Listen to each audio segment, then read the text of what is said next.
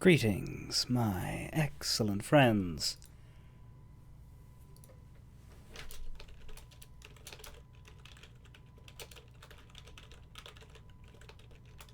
We are on case 3 of Ace Attorney Investigations, the kidnapped turnabout, although, it's really more of a murder now. As expected, you just can't have a case in these games without a body, which is interesting, because I would have thought if there was ever a game where you could pull that off, it would be this one. It's probably why they do the kidnapping lead-in, because they want you to believe for a second that Edgeworth could be investigating a different kind of crime.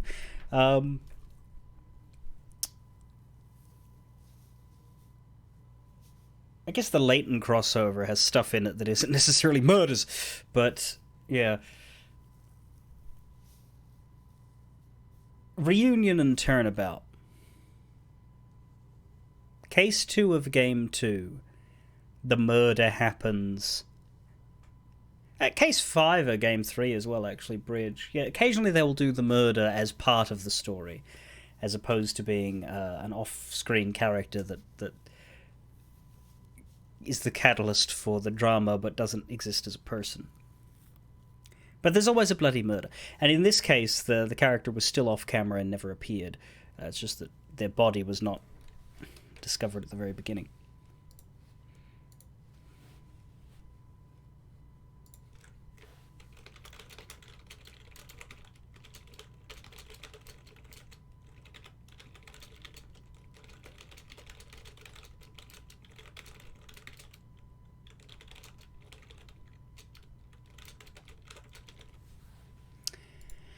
So to remind you, when Rizulka streamed the GeoFinder Carol Reed game, where most of the game is GeoFinder nonsense, and then you find a body. I don't know.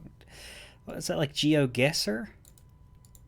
I've never heard of any of those. I've never heard of Carol Reed or GeoFinder. Hang on.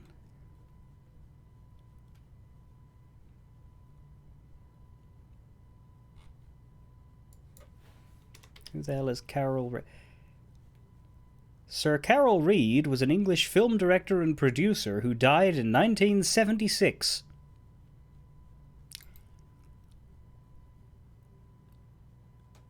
I feel like that's not the one you're talking about, Demon Dragon.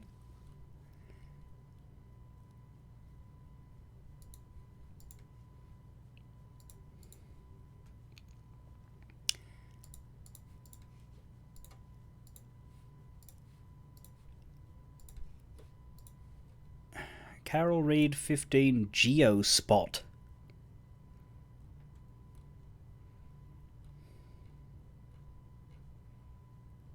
Looks like photos.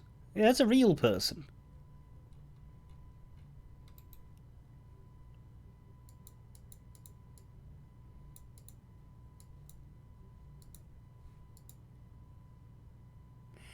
The Carol Reed game series is pictures taken in Sweden and you go searching through them. Carol Reed Mysteries video game series is a detective adventure video game series released by MDMA? MMDNA, not MDMA. This murder mystery adventure game is brought to you by drugs! No, MDNA. The series consists of 19 games, with the latest being released in January 2024. It looks like they just release a new one every year and have done since 2004. 4, 5, 6, 7, 8, 9, 11, 12, 13, 14, 15, 17, 18, 19, 20, 21, 20. So every year from 2004 except for 2010 and 2016. So they didn't miss a beat in COVID, but 2010 and 2016 couldn't be done. Surprising. It has become a yearly event for Rizulka to stay. Yeah, they definitely sound like Rizulka things. That's not me face palming. I just do this when I'm tired, which is all the time now. Adulthood, you know.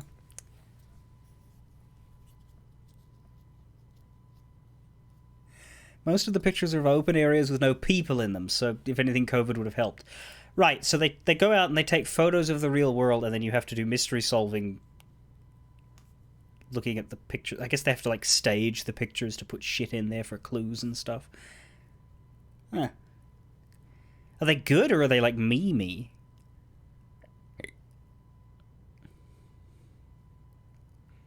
Until you find a body.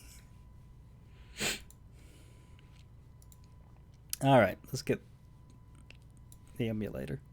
The emulator's going, I just don't have the game!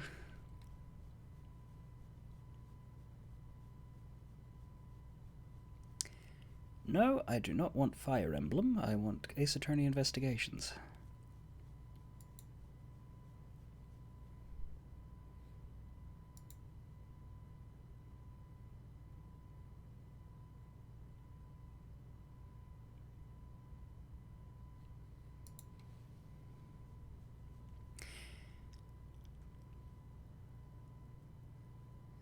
You don't want to say they are bad.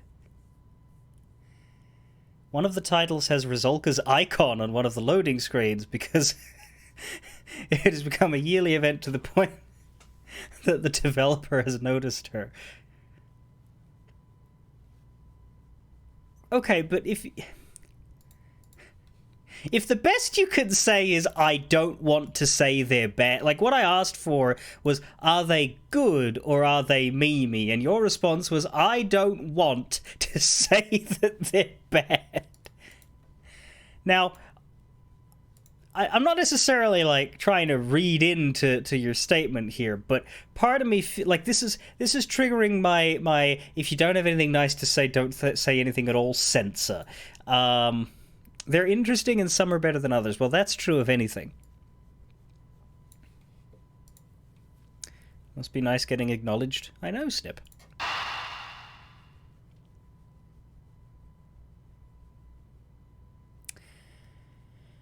I believe this is correct. I have a save state that I can load. Last week when we loaded in, it gave us the wrong chapter.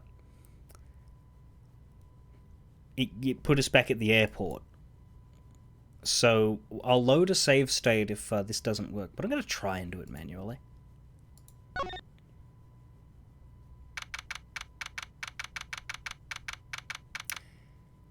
Snip, is this correct? You would know. Snip sort of looks ahead on the transcripts because he's going to be joining us as Lang later, or sooner.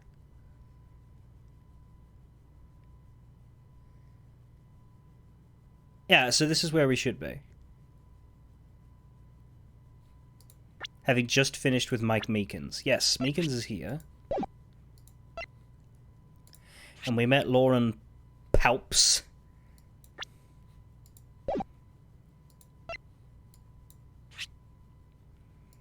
Who I think I gave a ridiculously high-pitched voice to. Forgive me if my voices in this game change between weeks. I don't think they will. Obviously the standouts, the voices I give the women aren't that good to begin with. Like, for example, Kay here sounds exactly like Maya. But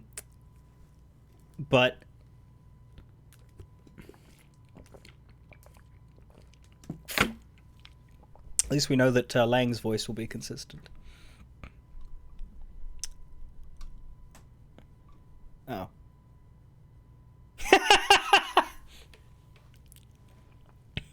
It's well timed, that. Well done. But no, the point is, my original trilogy knowledge is a lot more solid. I only played this once, and it was in 2016. I can't remember who Ernest Amano or... I didn't even know who Lauren Palps was. There's only one character who is going to show up in Case 4, who I like, but whose my characterization of them is very solid. But we've not met them yet.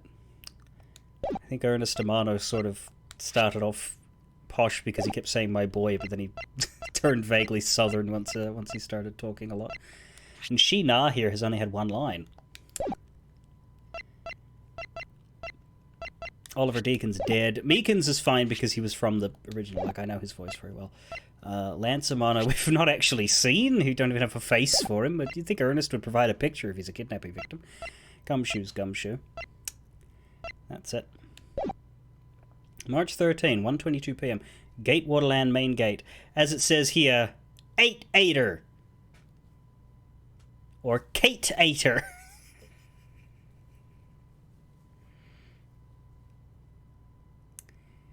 I like 8-8er, personally.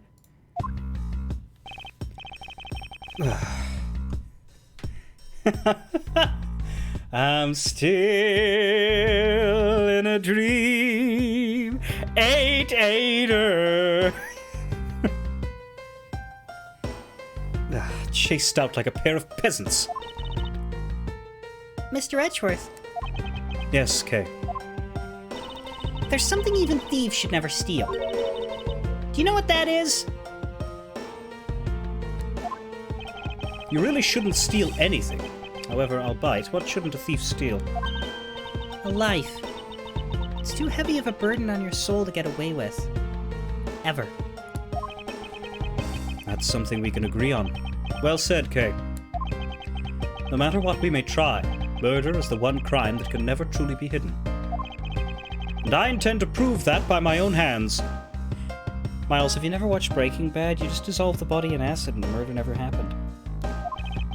When I apprehend the murderer myself. Alright! And I'm going to work extra hard to be a good assistant. Let's go! I still never said she could be my assistant.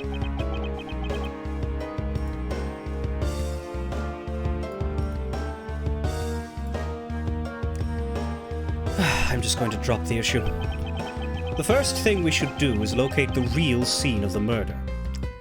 That's right, we established that the body had to have been moved for no other reason than there's not enough blood. Time of death pending autopsy, Oliver Deacon, age 50. Loss of blood resulting... Yeah, so he bled out from a gunshot wound in his lower right abdomen that exited through his right shoulder, which, by the way, suggests that he was shot from a low angle, possibly by somebody on the ground, possibly he was on the ground. There's lots of ways that you can get shot from a low angle, but it is a very important point to note, because what it means straight up is that you weren't shot face-to-face, even level. Something was off about the positioning of the victim and the killer. Yeah, if it was Chucky, he'd have had that angle down. The lack of blood around the body suggests that the victim was killed elsewhere and then moved, which implies there should be evidence of blood at the real murder site. Did I hear that DBD's got Chucky now and they got Brad Dourif? Because if they've got Chucky and they didn't get Brad Dourif, then you may as well not have Chucky. But if they did, good.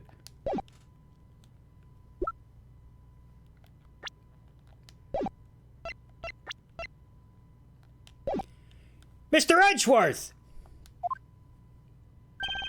Detective Gumshoe. Mr. Edgeworth, the stadium! Hurry, sir!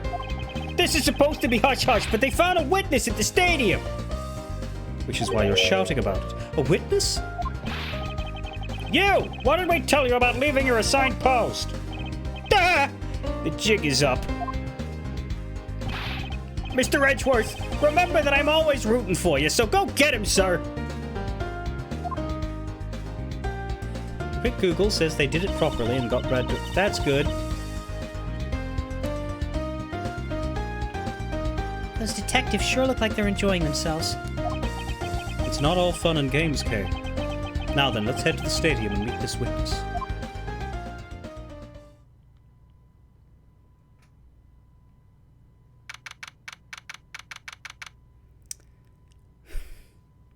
Why are all the Chucks Charleses? Charles E. Cheese? Charles L. Charles? Chuck Xavier? March 13, 1:42 p.m. Stadium. It took him a while to get there. I thought there was a witness here.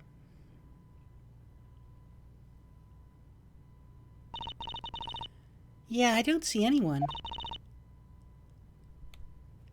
Mr. Edgeworth! Long time no see! You are Miss Emma Skye, correct? This girl is the younger sister of my former superior, Lana Skye. 2 years ago, we stood in the same courtroom together as witness and prosecutor. But I thought she had gone to Europe to study forensics. I can't believe you remember me, Mr. Edgeworth. Of course I do.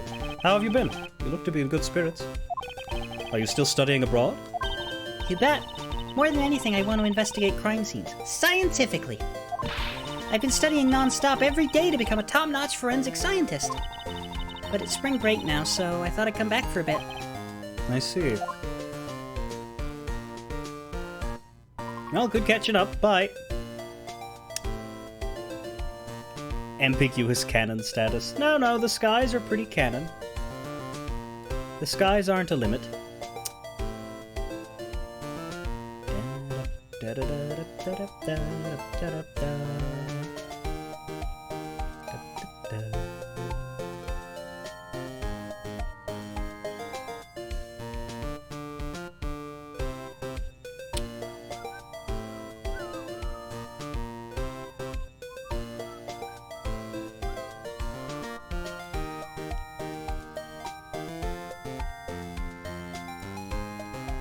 So she's not actually visible. We can see her arm, but we have to move to get her on camera, which I think is kind of funny. Let's start with Kay. Yes? Yeah, 2 years have passed, so she's not 15 anymore. She'd be 17 now, right? 18. High schoolers studying in Europe to become forensic scientists on school breaks, so she's older than Kay by 1 year. Because, yeah, she was really young in Rise from the Ashes. Like, she was younger than Maya. Older than Pearl, but...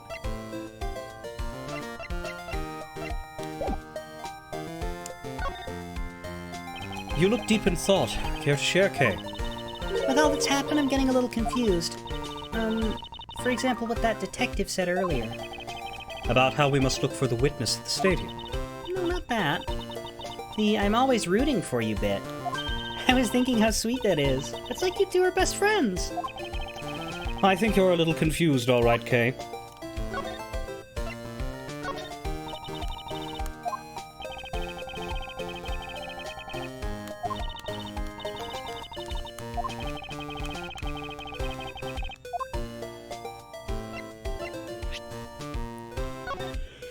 This horse is really pretty. Don't even think about it. Okay, I'll just hold on to it then. Don't worry, it's safe with me. Just so we're clear, Kay, a 5-finger discount is not part of the bargain.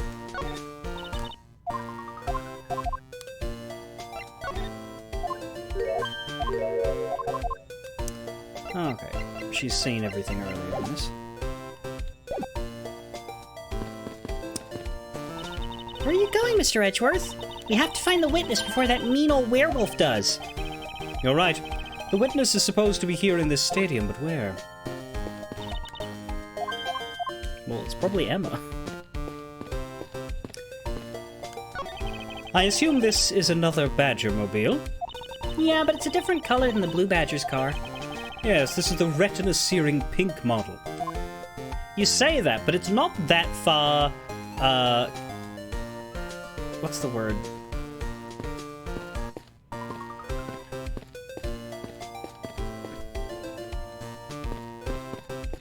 It's not that far removed from the from your jacket color. Like, Edgeworth's jacket is sort of... It gets redder and pinker depending on... Like, it oscillates. There are some scenarios in which Edgeworth's jacket is more red, and there are some scenarios it's more pink. But in this game, I would argue that it's pretty close to pink. Like, look at them together. That's not that different. I would not call his jacket purple in this game. I would call it a shade of pink. Like, when it's on its own, you don't necessarily go out of your way and say, hey, that man's wearing pink clothes. You'd say, oh, that man's wearing, like, you know, magenta or whatever. But when you put it next to the pink Badger Mobile, I'm sorry, but...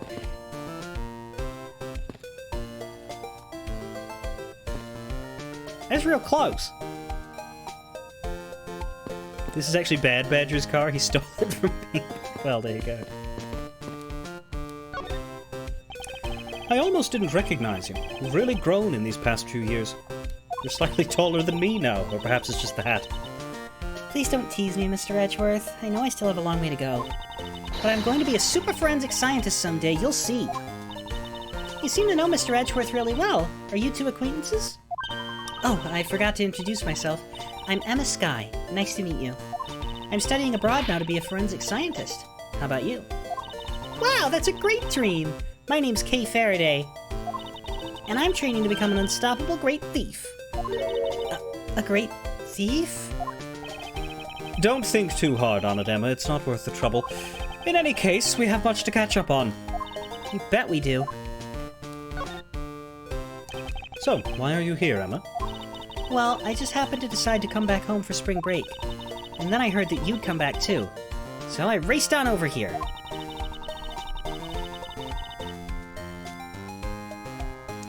You keep forgetting that this game takes place almost immediately after AA3, so you went to check the timeline, and who boy are they meticulous with canon events.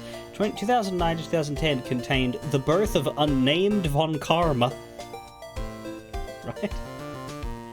I had really wanted to welcome you back at the airport, but I just missed you. And how exactly did you know I was here? Through the power of science, naturally. Never underestimate what science can do for you. I used these to track your footprints, and I followed them straight to you. This set is the greatest. It's so wonderfully scientific. You spray this chemical on the ground, and when you shine the spectral light on it, zing! The footprints light up like an electrified noble gas in a glass tube. It's almost like magic, scientifically speaking.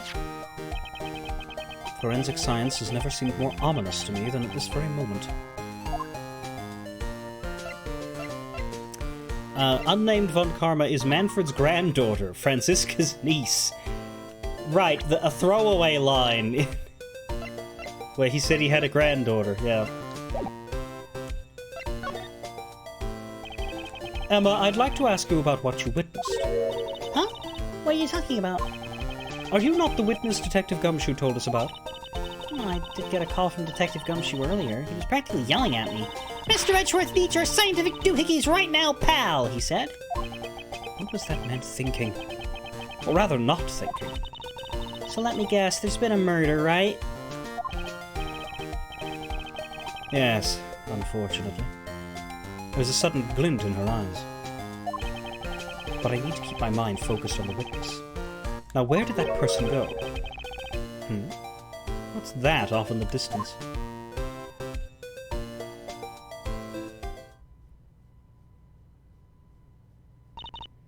Oh, hey! It's the Pink Badger! Badger, get! Badger, Badger, Badger, Badger. Just what does she see in these silly things?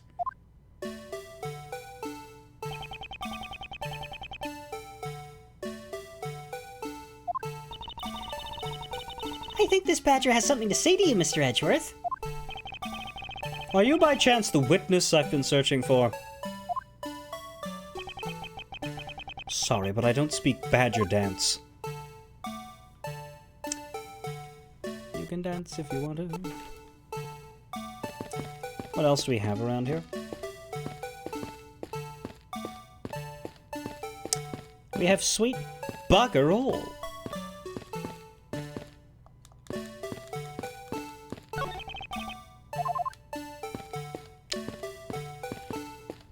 Yep.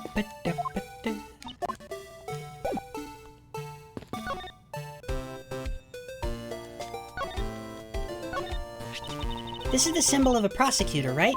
I don't think I've ever seen you wear it, though. Well, I'm not as enthusiastic about wearing it as you are with your pin badges. I know, right? I mean, I really wanted to put even a few more on today. Oh, hey, I like yours, Kay. Do you have any extras? Sorry, but there's only one of these in the world, and it's proof that I am a great thief. Now, if I calculate this out scientifically using my time scheduler... Aha! I can definitely see all the attractions before the park closes. Science sure is useful, huh, Mr. Edgeworth? I'm not even going going to bother asking Emma how she calculated that. Seeing the blue badger sure brings back memories. Yes, indeed. I remember it like it was yesterday. That was really something, huh? The red-hot courtroom battle between the two of us. I don't think it was quite as dramatic as that. Scientifically calculating and thinking critically about this, then putting it in a way that transmits the feelings that I understand. Whew! Done! She makes it sound like she knows what she's talking about, but she really has no idea. Admittedly, I am slightly confused by what she just rattled off.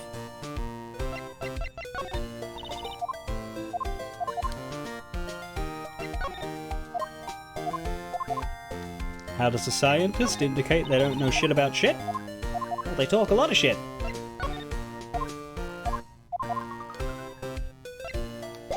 Oops.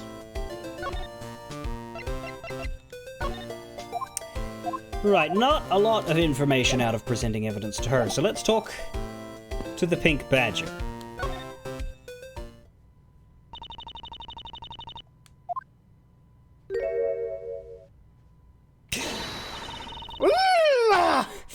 I can't take being inside that stuffy head anymore!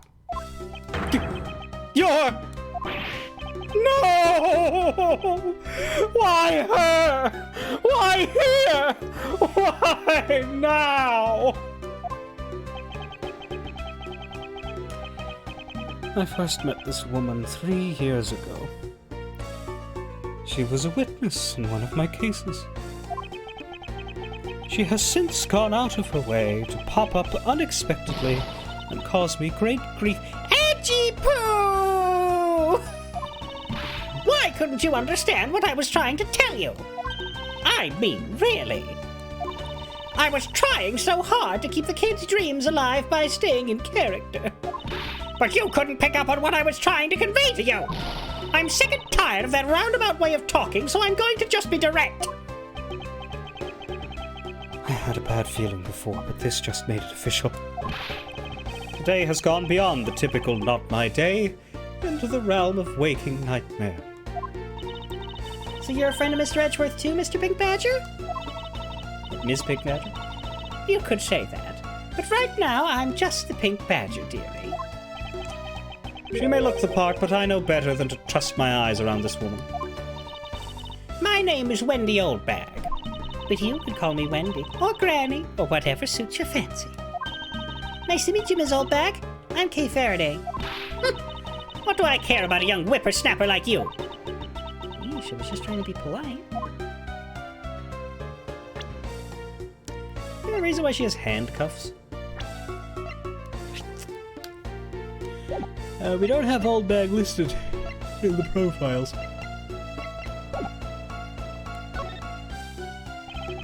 Weren't you a security guard at one of the Gatewater hotels the last time we met? I go where I'm needed. I'm very good at what I do, unlike the youth of today. I get called in all the time to fill in when there aren't enough hands. But enough about me, Edgy Poo. I'm thoroughly dejected right now. I finally get the chance to see you again, and here you are talking with 2 young girls. Men are all the same. It doesn't matter how old they are, but just the other day I happened to go, like, you went and got into an arranged marriage with a 16-year-old. I can't see what to do with her law. The person would take 3 years to... You seem to attract all sorts of interesting people, Mr. Edgeworth. Kay, please, I'm begging you. By all means, do not provoke her any further. Let's just present things to her for now. Go on, Edgy Poo. Show me anything, and I'll tell you all about it. Very well. What do you think about this? It's nothing special. Somehow I figured she'd say as much.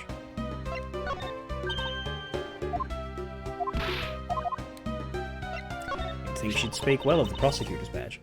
It's like a lineup of ugly thugs. You cut to the quick. Only behind the scenes. I'm the Pink Badger right now to the kids. But don't you think I'd be even more lovable if I kept this headpiece off? Think of the children. You're the one who wants to keep their sweet dreams alive, right? Thanks to this, people have been taking my picture all day. It's like I'm one of the mascot characters of this park. It's not like you are the mascot character. Well, one of them anyway.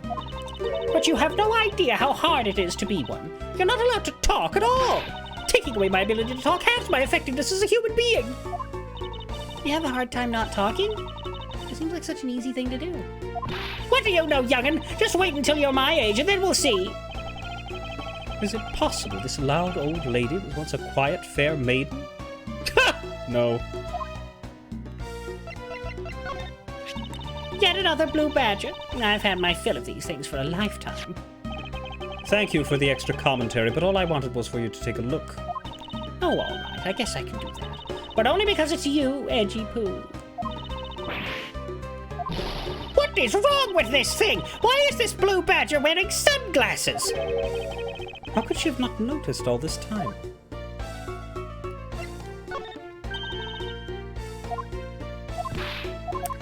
I thought she liked the bad boy.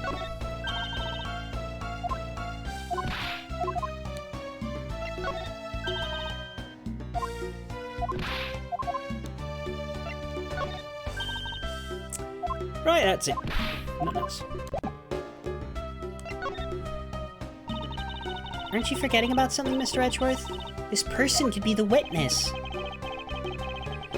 Honestly, I hope she isn't, but I don't think fate is going to be so kind today.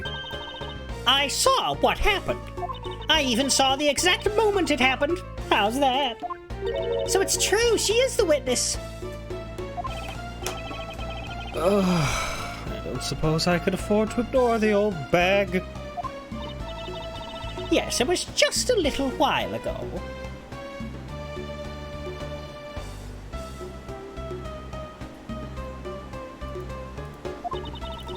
I saw it happen right in front of me. The moment of the murder. You mean to say that you witnessed someone being killed right before your eyes? Sounds like a pretty important piece of testimony to me. What old bag witnessed? Oh, God. And as always, she's listed as security lady in the profiles. I don't know why. Age always unknown, but her name is never her name. It's always security lady, and then they put her name in the description. The lady inside the pink badger, I believe her real name is Wendy Oldbag. It's the same in game 1 and in game 2, and we don't know why. I need an Ace Attorney prequel with Fair Maid and Young Bag.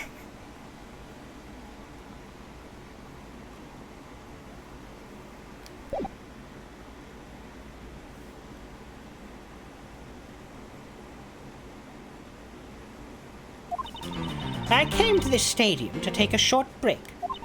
As I was resting, I happened to glance over and I saw two men facing each other in that area. Suddenly there was a loud gunshot, and the person who was shot fell to the ground. It was a very terrifying experience, let me tell you. Looks like we hit the jackpot, huh, Mr. Edgeworth? Yes, I can't afford to ignore what she has to say. Unfortunately. What's that unfortunately you tacked onto the end supposed to mean, Edgy Poo? Well, anyway, let's see what we can find out from this little old lady.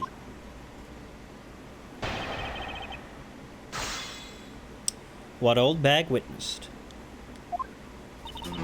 I came to this stadium to take a short break. Hold it!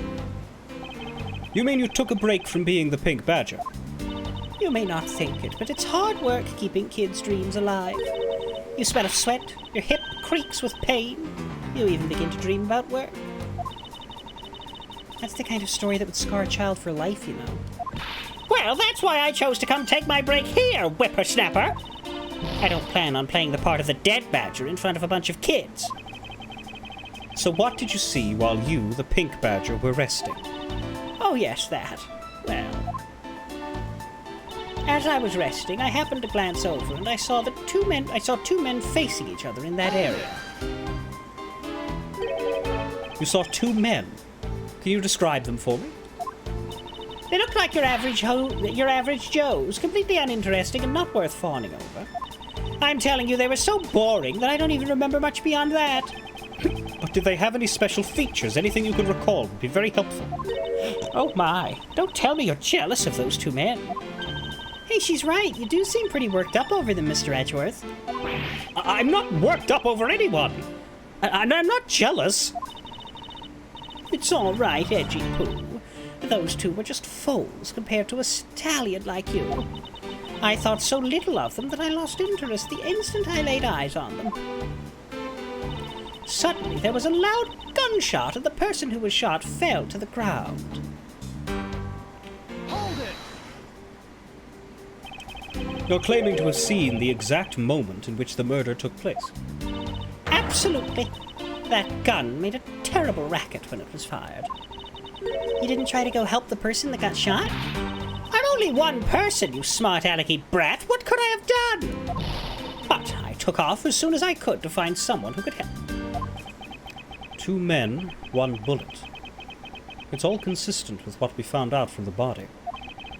Sadly, there wasn't exactly a lot of new information to go on in your testimony. Well, if I saw the guy again, I'm sure I could identify him for you. I mean, how do you expect me to remember anything without something to jog my memory? Self-centered, aren't we? While it was somewhat useful, her testimony also presents us with a new problem. Mr. Edgeworth, Yes. so about this new problem, What is that giant grin on your face for? do you want me to show you something really nice? No, thank you. Don't be so mean. I swear it's something you're going to like. What is that gadget you're holding? What you see before you is the secret weapon of a great thief. Ah, I should have known it would be worthless. Oh, don't be like that. What do you think now? What is it doing? It's projecting something into the air. I'm going to input the necessary information to run the simulation now. Once I'm done, I'll increase the size of the projection to its maximum size. Dark skies of evening, when no other bird dares take wing, one alone remains all-seeing. Now witness the true power of a real modern-day Robin Hood. What is this? This is a recreation of the murder based on the info I inputted into Little Thief. Little Thief? I dare say I think you're taking the Robin Hood thing a bit too far. Little Thief is actually meant to be a simulator for me to plan my thefts. But I suppose if I used it like this... Let's see. Miss Oldbag said that the 2 men were facing each other. And then a gunshot rang out and the victim fell to the ground. So with this, we can inspect the crime scene as it was in the past. See? So what do you think? It's a bit technologically far-fetched, but I have to say I'm impressed by the technology thieves have access to these days. Well, it is the super secret weapon of the mighty Yatagarasu. Indeed. Oh, but if there isn't enough information or if something's out of place, the recreation could come out a little strange. In other words, I can use this to authenticate the validity of a witness's testimony. You got it! You really catch on quick, Mr. Edgeworth. Right now, this simulation is a recreation of that witness's testimony, so for now, I should re-examine everything. And if I find anything illogical or strange, I can then ask for clarification. Feel free to examine anything in this simulation the way you always do. You can even present evidence when you find a contradiction. And if you find something, I've got Little Thief with me, so you just let me know, okay? You'd think the police would have such a valuable item.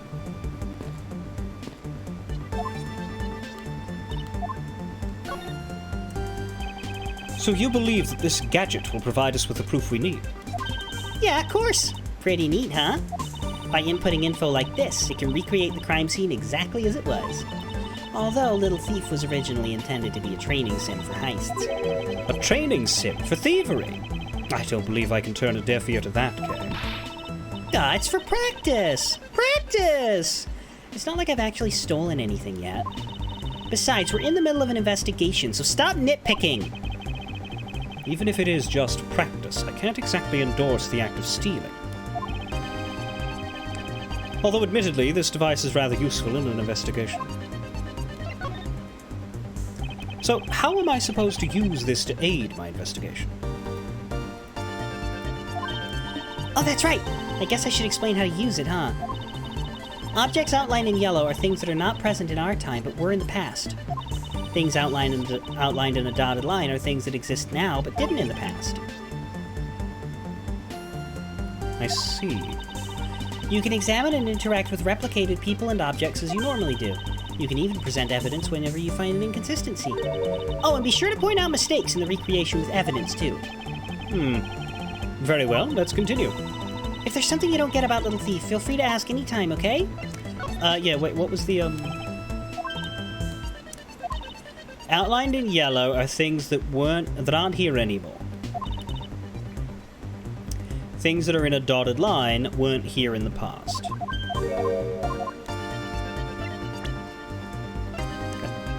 We've presented everything to everybody, I think, at this point. This is amazing! Just feel the power of science! What is this? Some sort of new attraction? I'm surprised they can all see. What is the projectional capabilities of Little Thief? Like, in Somnium, it was through our eye device, and we were the only one who could see it. But in this one, it's just like, oh yeah, my smartphone has just like turned the entire fucking open space into a holodeck. What? It looks like they broke the stage down. The stage I saw this morning in the stadium center has been packed away. I guess this means they're done for the day. Or maybe it's because a different show is scheduled to start its run tomorrow.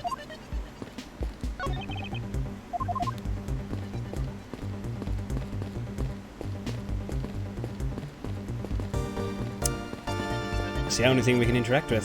So yeah, we have 2 bodies. According to the testimony, the victim fell to the ground here. That's right, but... But if that's the case, then we've already found our first contradiction. Huh? What? Where? If this is the real scene of the crime, there's something missing that should be here. Which piece of evidence shows the missing item?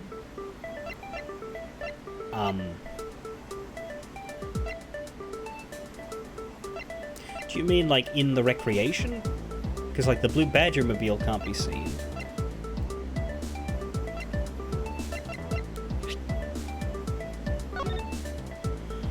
That was used to move him, was it? Or was it not? I don't remember. We got this, but that was on the body.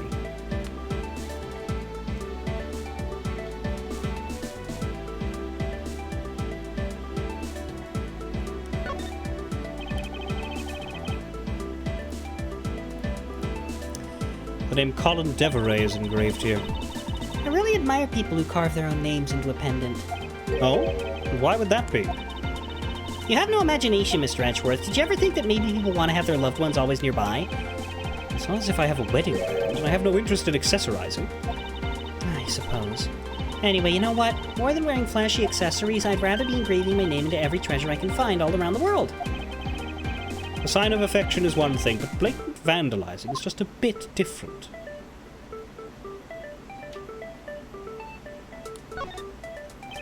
It's the victim's pendant, which is shaped like a horse. It's got a real dignified look on its face. That makes it worth it all the more. No, Mr. Edgeworth! What? Did you find an important piece of evidence? This is made of platinum silver! That makes this thing super valuable! I've seen this type of jewelry at a lot of stores before, so I know it when I see it. Okay. If you ever laid so much as a finger on those pieces of jewelry... What? Me? I'd never do something like that. Is it possible that she has never wanted to steal from a jewelry store before?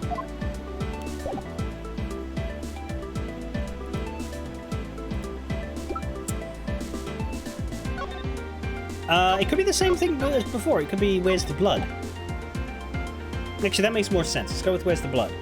Take that! This is the contradiction. Huh? Is something wrong with my recreation? If this is the real scene of the crime, something specific should be here. What remakes are they up to? Do they ever get Diamond and Pearl remakes? I remember playing Omega Ruby in like 2013. but I never heard anything from there.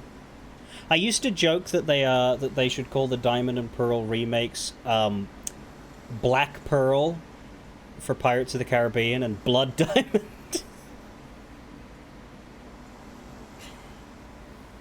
Brilliant Diamond and Shining Pearl. Well, that's considerably less cool.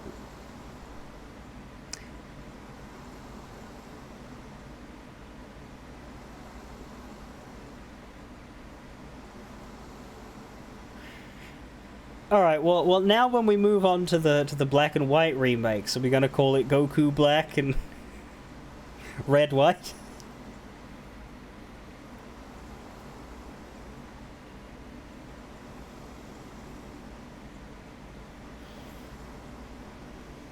Double the crossover power. It's great. If you think back, how did we deduce that the other crime scene was not the real one? Oh, I guess what's missing now. There's no blood on the ground here either, right? Right. The fact that there is no blood here casts doubt on the witness's testimony. Edgy Pooh! How can you doubt me like that? Are you calling me a liar? I know what I saw, and I saw the victim get shut down! You know, I don't think she's lying, Mr. Edgeworth. To be honest, I can't think of a reason why she would lie to me. In that case, maybe there is another explanation for the distinct lack of blood.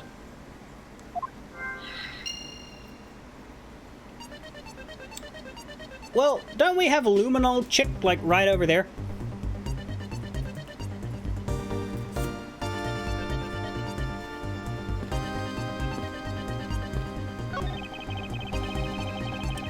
Now, I'm fairly convinced that the victim was killed here, but then why is there no blood? There must be some explanation for this contradiction. Perhaps I should go over all of the information I've gathered one more time. It's the silhouette of the killer, with his gun at the ready. Okay, is it not possible to recreate the face of the killer? Well, I can't exactly input what we don't know into Little Thief. She has a point. Crime scene investigation would be a lot easier if we could just magic the killer's face into our tech.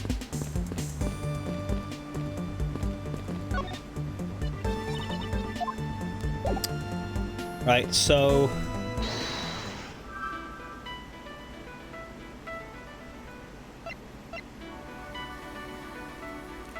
Stage I saw this morning in the center of the stadium has been packed away. Why is there no blood around the victim's prone body? Following a kidnapper's prints leads us to a body. Was the victim in a costume? Could the costume soak the blood up?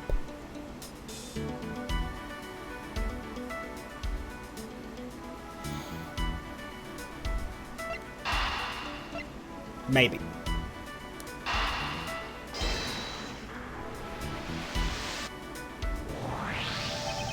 Is it not possible that the victim was wearing a costume?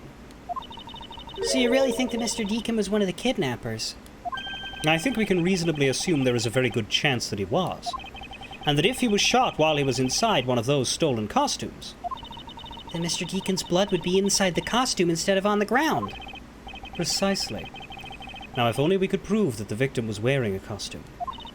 You'd think it'd be pretty easy if we could find some footprints. But the problem is finding them, since there doesn't seem to be any around. Footprints, hmm? I wonder how we can go about finding some of those.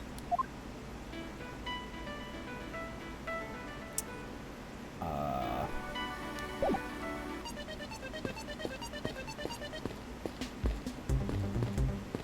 don't see any. Are we supposed to find them?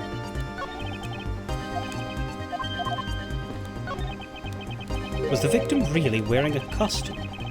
Maybe we could find out if we did some footprint analysis forensics. Oh, okay, that's what Emma's here for.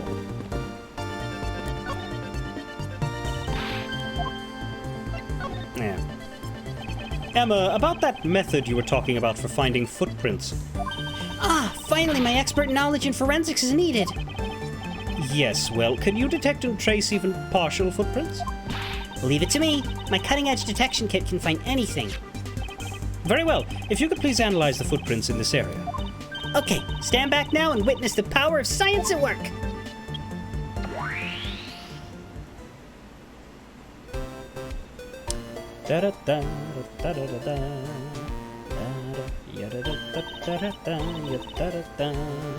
Hey, I found something.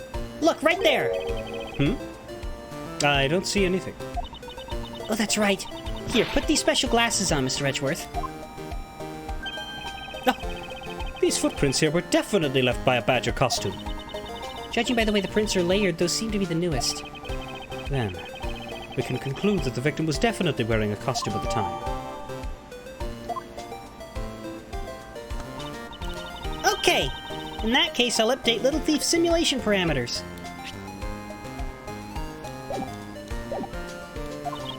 I can't wait to see what we find out from this new info.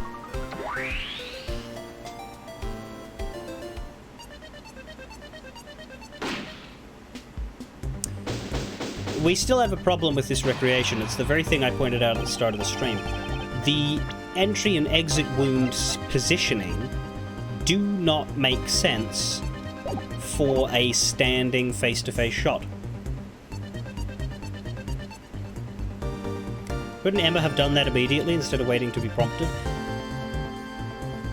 NPCs don't tend to act until you ask them to. So the victim was wearing a costume when he died.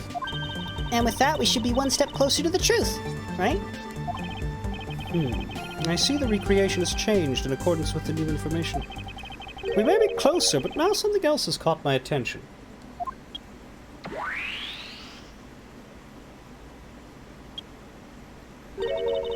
What do you want? Your testimony, naturally. I'd like to hear it one more time, if you please. What old bag witness? I came to this stadium to take a short break. As I was resting, I happened to glance over and I saw two men facing each other in that area. Suddenly, there was a loud gunshot, and the person who was shot fell to the ground. It was a very terrifying experience, let me tell you. So, does this mean Miss Oldbag's testimony has a contradiction in it? Yes, and I believe our best course of action is to compare it with your recreation. See, I just knew Little Thief would be of help. Now let's see if we can pull more info from Miss Oldbag to put into the recreation. For that, we must first find the contradiction in her testimony. Now, are these the same presses? Because I think it's the same set of statements. Hold it! Yeah.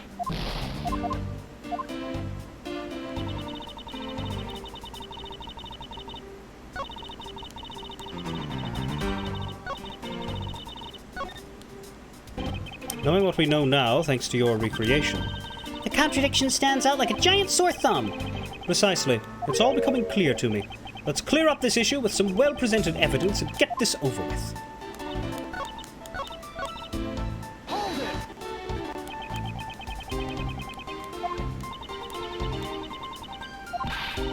Well, don't you have anything to say to me? No, not especially. You're so cold, Edgy Poo. But that is exactly what I like about you. You sure are one tough cookie. One part unshakable and one part scary. What's that smart mouth of yours, Missy? What do you know about my fragile heart? That one sounded new. Maybe the game moved on after we pressed this one last time.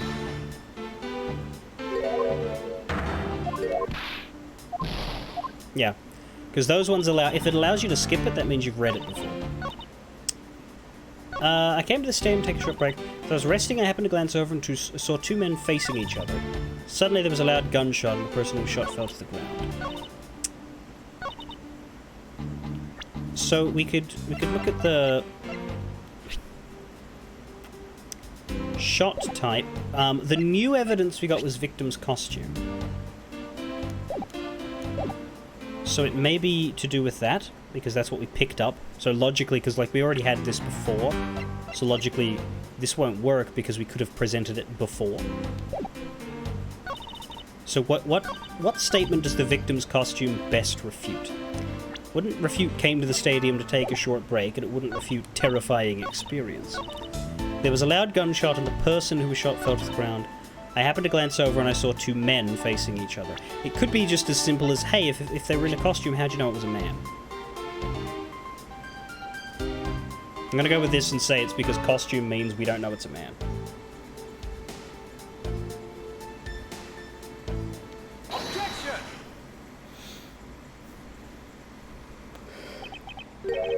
men.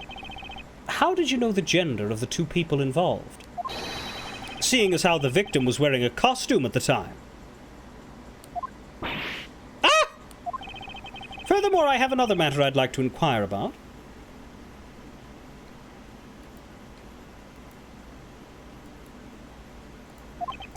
I'd very much like to know why you failed to mention the costume in your testimony. Ah! I'm beginning to doubt if you really witnessed the murder at all. But I'm telling you, I really did see it.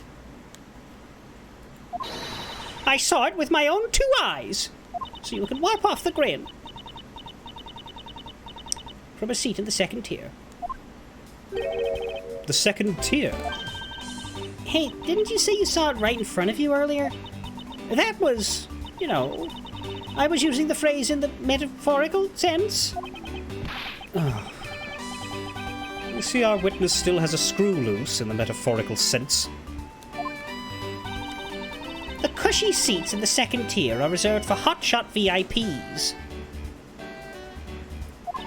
Which is exactly why I go there now and again to take a nap. I can't see how you could have gotten a good look from there. It's so high up. Were you able to see even the victim's costume from way up there? Well, I know I saw 2 people, but I couldn't really see what they looked like because they were in the stage's shadow.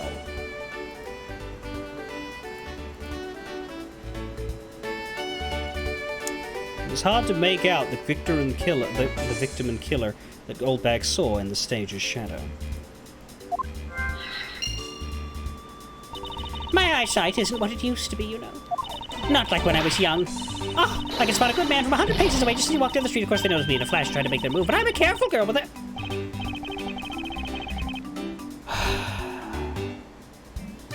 Let's return to our investigation, shall we, Kay? You got it.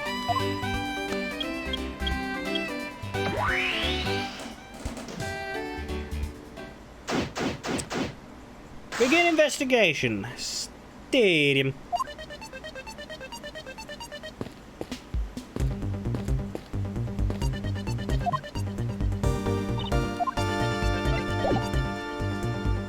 Well, we do have that new piece of evidence.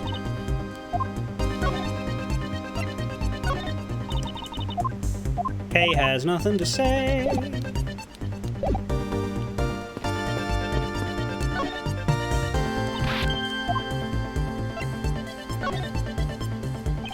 Thanks to you, I'm able to proceed with my investigation once again.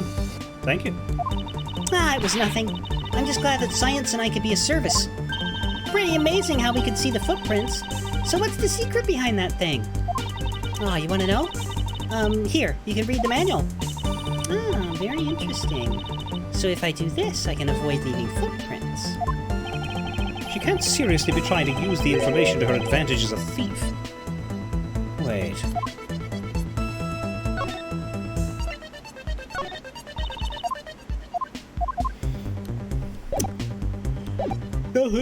Nothing.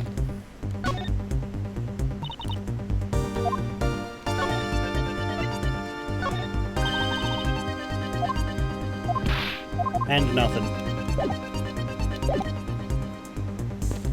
Well, the footprints are new. But we can't examine them? Okay. The silhouette is new. This new silhouette of the victim is in a costume. The silhouettes can change depending on the information I input, but Little Thief can recreate more than just people. So investigate away! We may even find more info with which to make a more accurate sim. Alright. Sounds like a plan. It's the silhouette of the killer with his gun at the ready. That one's not new. And that one's not new either. What do we do?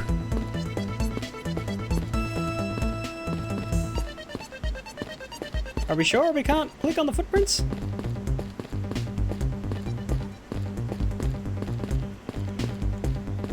I can't look at the real. The stage is just one thing.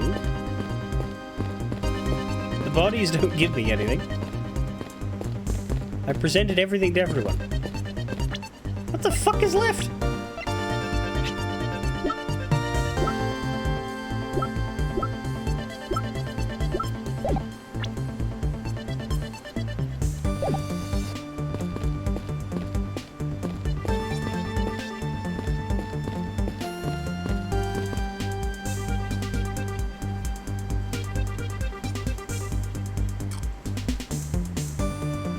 don't know what to do.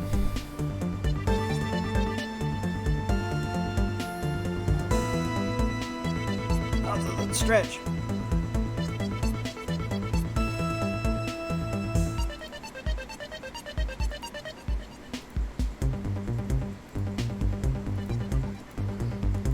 I am confused.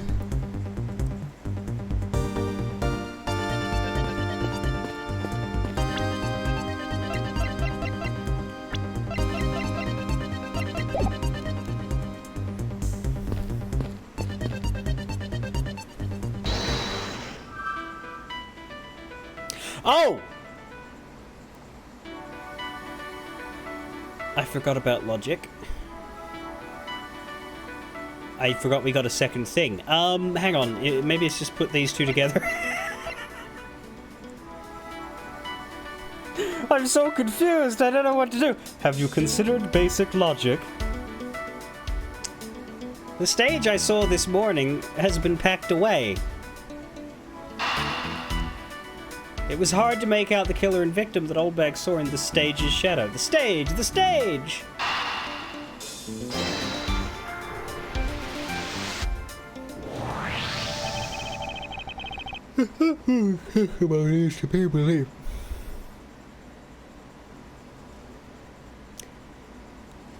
If that woman's testimony is to be believed,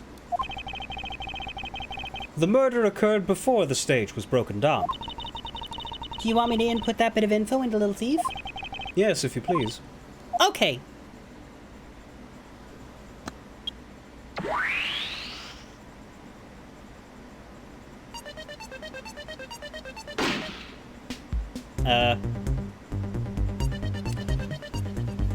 Right, so that doesn't work, but, you know what does work?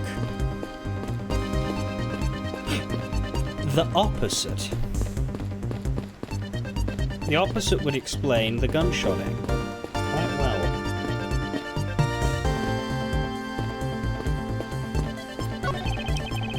Battle of the Magicians, Max Galactica versus Troupe Grammarier.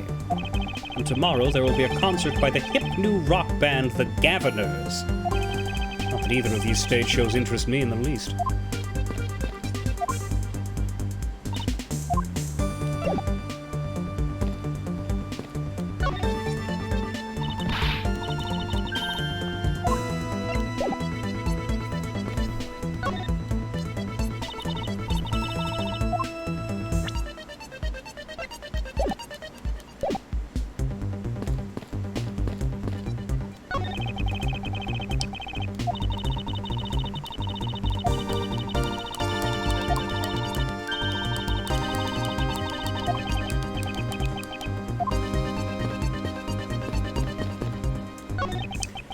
There is clearly A contradiction here. Please stop stealing my lines.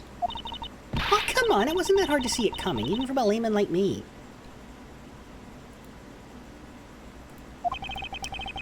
I suppose. In any case, it's not possible for the killer to have stood here in that way. Because there was a very real stage set up in this spot at that time. Yeesh, I told you I got it. Do you feel the need to explain everything? Yes, well, in any case, we still need to resolve this unusual situation. Isn't it obvious? The killer was on top of the stage, naturally. Right, Ms. Oldbag? Yes, I remember now. The killer was standing on top of the stage. See? Now let me update the info in the simulation.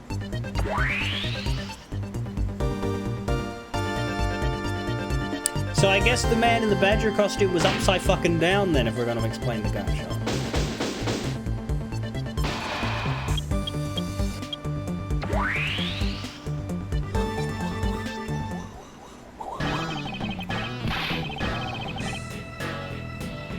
Well, well. What have we here? A bunch of hooligans running amok, I see.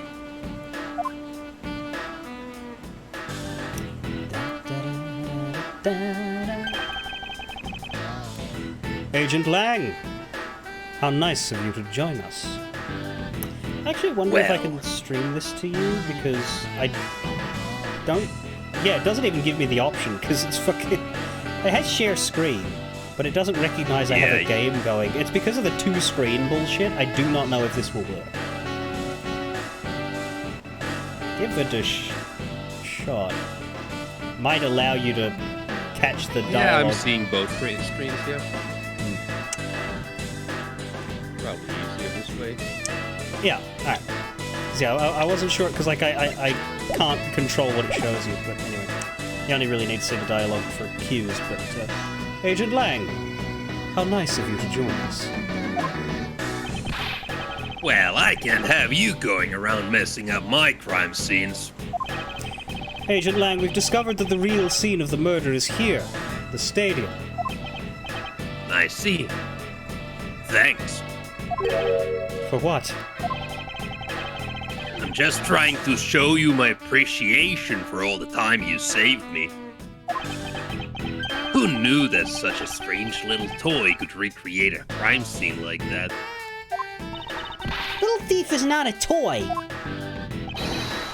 You two! Sir!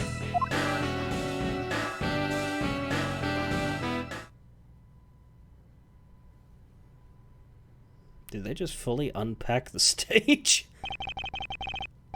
And there you have it. You see? Big boys like me don't need silly toys, little girl. Why would they unpack the velvet rope and the sign as well? It's for accuracy, man. Now this is a recreation. I've never heard of Accuracy Man. Is he a friend of Hawkeye? So what? Do you still intend to assert that Officer Meekins is the killer? Of course. Even knowing that the crime took place here doesn't let him off the hook. Agent Lang's logic. This is the real scene of the crime. Officer Meekins lay in wait for the victim on top of the stage. And when the victim finally showed, he shot him from on high. That's the truth your little recreation showed. Hi, I'm Shilong Lang, and I don't know what an exit wound is. How far will you go to accuse Officer Meekins for this crime? He's the most likely suspect we've got, especially given the situation with his gun. Well, even if he is the killer, at least my recreation was on the mark. You see? Thank you for understanding, my little crow girl. What the fuck? I read it as cowgirl. So did I! And I don't think it's appropriate to say to be calling anybody my little cowgirl. Hey, look, he's your age. Yeah. I'm not some common crow. I'm the Yatagarasu, the Raven of Legend. Unfortunately, your conclusion has yet to be tested, so let's see how well it holds up. Yeah, no, he was saying Crow Girl because he was like... Her aesthetic is sort of crow-ish. Like, it wasn't a deeply inappropriate comment to make about a 17-year-old girl. It was just a sort of derogatory, so you've sort of modeled your look on that animal, therefore I'm gonna dismiss you by calling... Yeah, anyway. It's kind of like calling him Wolfman. It's the same thing. Anyway. This is the real scene of the crime. Hold it! Looks like we found the real crime scene first. Brag all you want, but we don't have all that free time unlike the two of you. We work for a living. You know what you remind me of? A dog licking his wounds as he whimpers home. Well, I guess I should be thankful for all the time you saved me. Shia. That's how we say thanks in my country. You mean You know, not China? not China.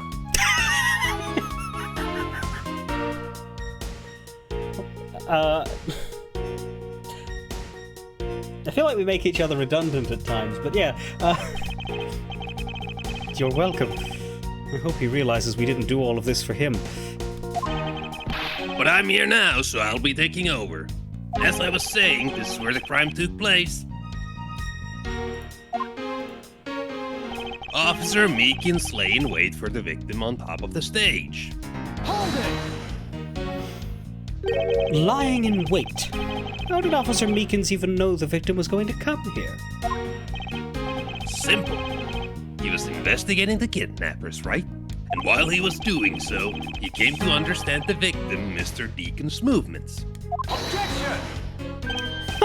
And why would the good officer want to ambush and kill a kidnapper? Not so fast! You mean his motive? Who knows and who cares? You can find that out for yourself when you talk to him in jail. You have no respect for the order of law. Don't get me wrong, but I need more than there's no motive to convince me otherwise. He's right. The lack of a motive is a rather weak argument by itself. So, the officer lay in wait on top of the stage. And when the victim finally showed, he shot him from on high. Yeah, pretty sure that's the one we throw evidence at, but we'll keep pressing because that's what I do. So you agree with how our recreation turned out? Like I said, I'm grateful that you were able to save me some time. Alright, but we still don't know why he chose to wait on top of the stage. Who cares? Maybe he wanted to become the Blue Badger. Who's to say he didn't see the stage and decided to put on a Badger stage show of his own? Or maybe there's a completely different reason. What does it matter? It still doesn't change the fact that Officer Meekins stood up on that stage and shot the victim on the ground below. That's the truth your little recreation showed. I wonder if the emulator recognizes my microphone. Hold it! Nope. Hold it! So you honestly believe that what you're saying is what really occurred? Hey, you're the ones who came up with this scenario. Are you saying you doubt yourselves? Touché. Unfortunately, Agent Lang's conclusions do not contradict with our recreation. And does that mean it all went down just as he says? No, not quite. I wonder if what we had recreated earlier was the whole truth. Well, no, it wasn't. So let's blow apart our own fucking assumptions. Entry I wonder wound if the recreation where the killer was facing through the stage was really real. Yeah. Yeah, so it turns out the killer had actually burrowed a tunnel under the stage. That's how he managed to shoot up through the abdomen and out through the shoulder. Anyway, this has got to be it. Objection! Music cuts, that means we're right. I'm terribly sorry, Agent Lang. Huh? I should have warned you that our recreation is incomplete. You cut in quite unexpectedly, after all. What's that supposed to mean? Well, your theme song may be good, but your timing isn't. You said that the victim was shot by the killer from up above, correct? Now, I hate to break it to you, but that's not possible. Huh? Why not? Recall Mr. Deacon's body, specifically where the gunshot wounds were located.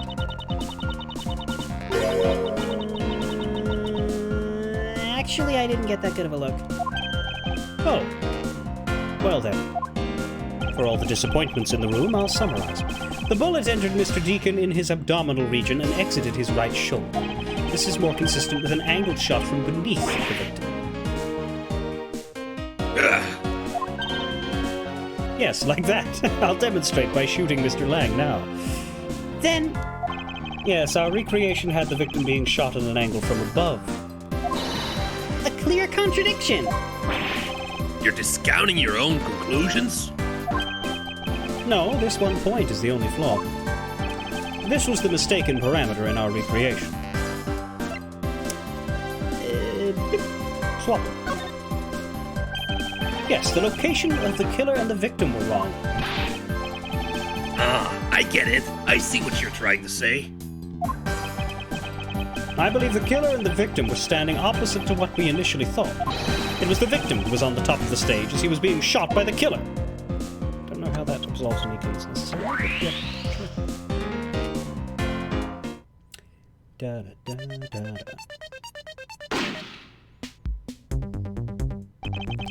If this is what happened, it would also explain the positioning of the gunshot wounds. But then what about the footprints? Since footprints don't lie, much like hips in that regard, we can assume then that the killer also wore a costume. Okay, I'll try using that data instead. It's badger on badger violence, but if we've put the killer in a costume, that's not good for Meekins. Judging by the fact that both the killer and the victim were wearing costumes, I'd say it was a killing between the two kidnappers. That would be the most natural conclusion. Wouldn't you agree, Agent Lang?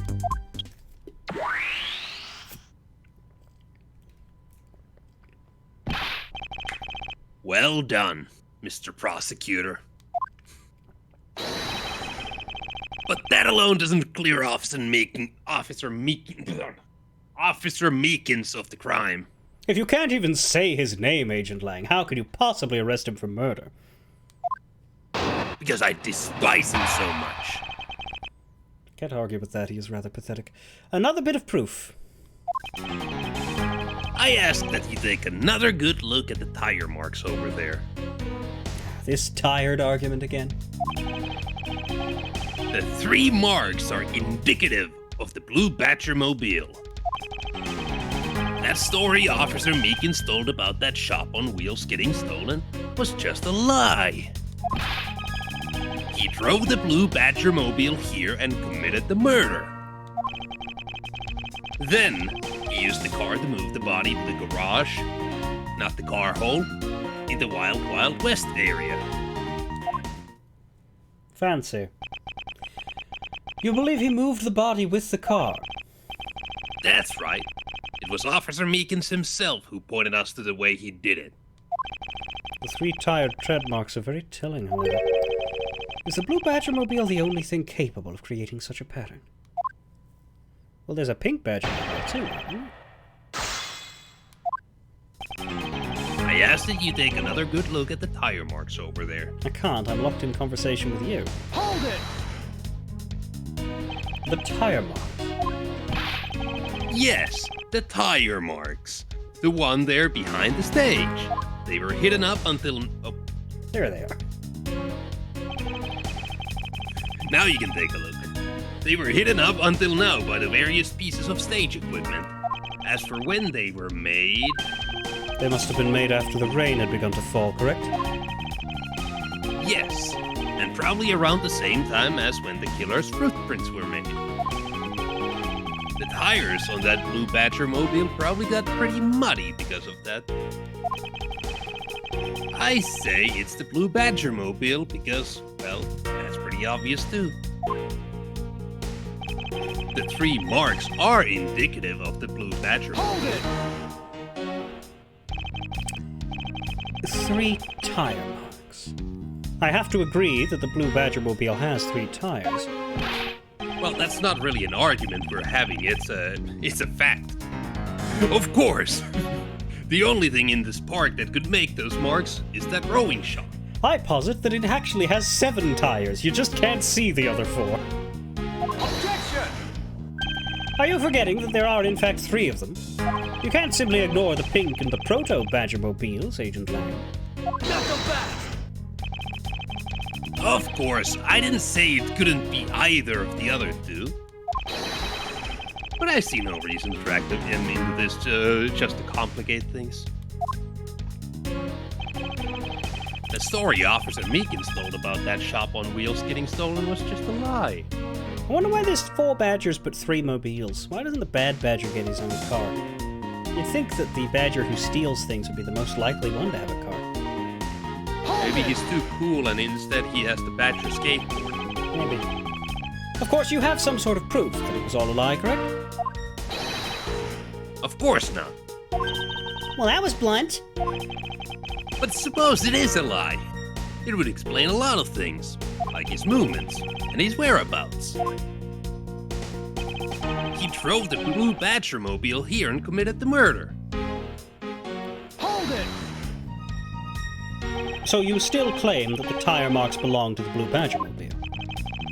It must have arrived on the scene after the ground had become wet with rain.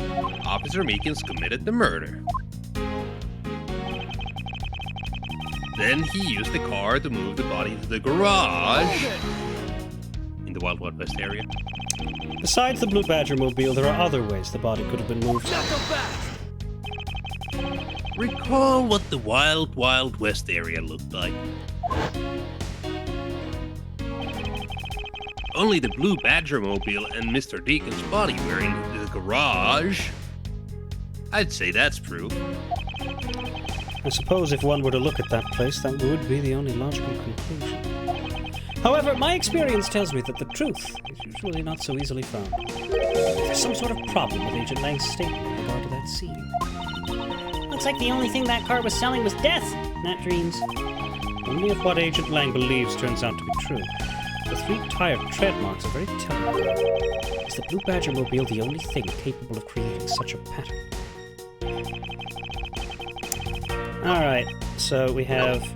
Take a look at the tire marks. They are indicative of the Blue Badger mobile. Officer Meekins told a lie about having it stolen. He drove it and committed the murder, and then he used the car to move the body to the garage. And Edgeworth's hint is there something else that could have created those tracks?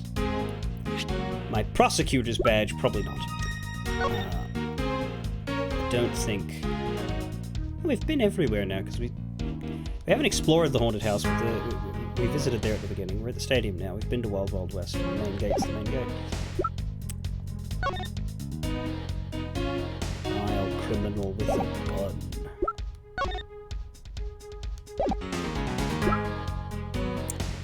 Blue Badger's... Bad Badger's head. Kidnappers stole 3 costumes, a blue, a proto, and a bad. They didn't steal a pink. Notably, all of the pink badgers are accounted for because one's still in storage and the other is containing an old bag. And somebody really didn't want to be seen wearing a pink badger costume. Guess not. It's 2019, folks. Body was moved, shot from abdominal through shoulder. Oliver Deacon, age 50, pending autopsy, loss of blood from a gunshot wound, entry and exit. Lack of blood suggests the victim was killed elsewhere and then moved. There should be evidence of blood somewhere. In the costume, I guess, is what we're suggesting, because he got shot in the costume and there's no blood at the scene. So, if we find the victim's costume, it's going to just be a pool of blood. We got the pendant. Mobile shop on 3 wheels was parked inside the Wild Wild West area garage.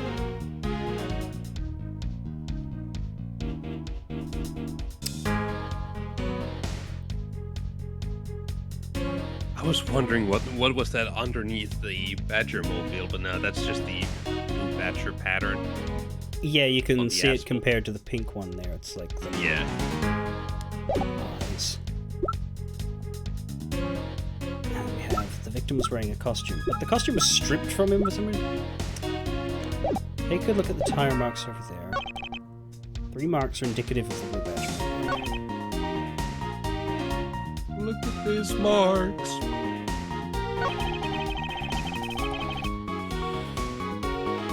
He drove it here. He used the car to move the body to the garage.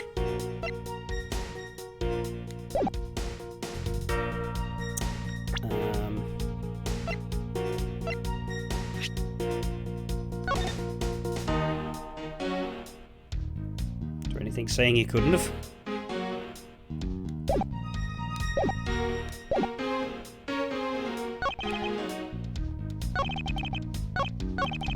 I'll just run through the Hold it!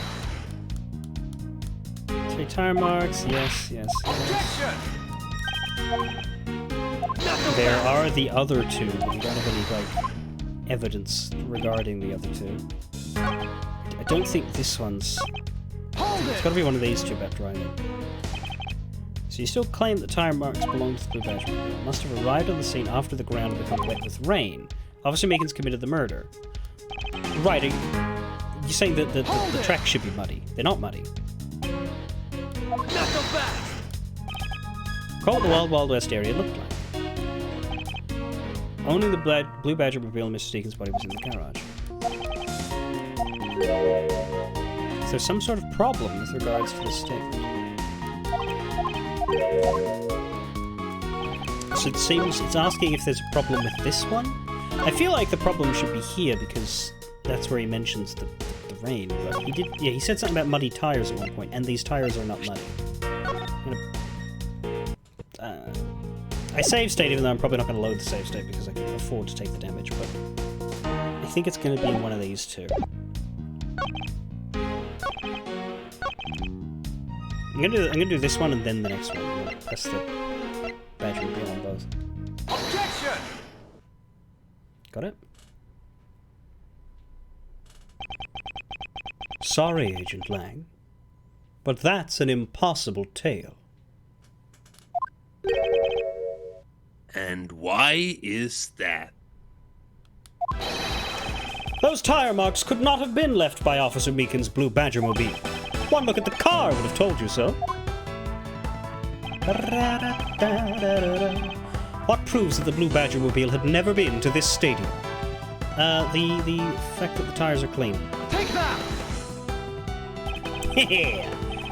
Take a good look at this photograph. Take a good look at the tires. There's not a single dollop of mud to be found on it. Ugh. Sorry, that statement hurt my soul.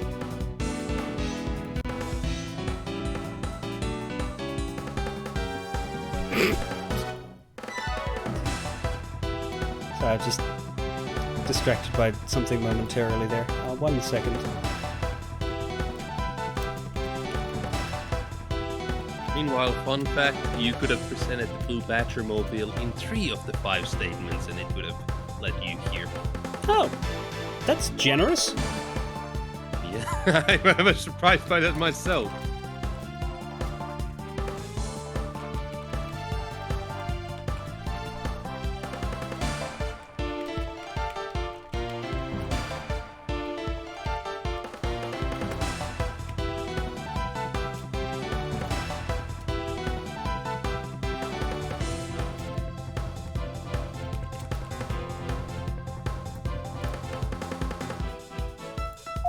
If this car had come to the backstage area and left those tire tracks, I like that the rectangle is in the dialogue window. If this car, then the lack of mud on these tires stands out as very peculiar indeed. The Bart, the tires, the. Yes, then the lack of mud on these tires stands out as very peculiar indeed. Then, how do you explain the tire tracks, genius? Hey, I've got it. What about Ms. Oldbag's pink Badger Mobile? Don't be ridiculous! I was sleeping the entire time in the second-tier seats. Indeed, I believe we can rule her out as someone related to the crime. However, there is yet one more roving store, as I recall. Oh, you mean the Proto Badger? The ugly motherfucker. Yeah, the dead-eyed one. That's right. There was one more parking space inside that garage. And it proves the existence of a Proto-Badger Mobile. Agent Lang, I suggest you find this Proto-Badger Mobile post-haste. There must still be some sort of incriminating evidence in it.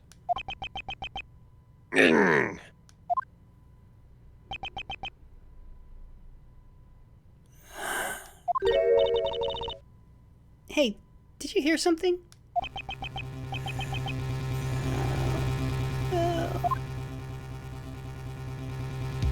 Oh, it's a zombie.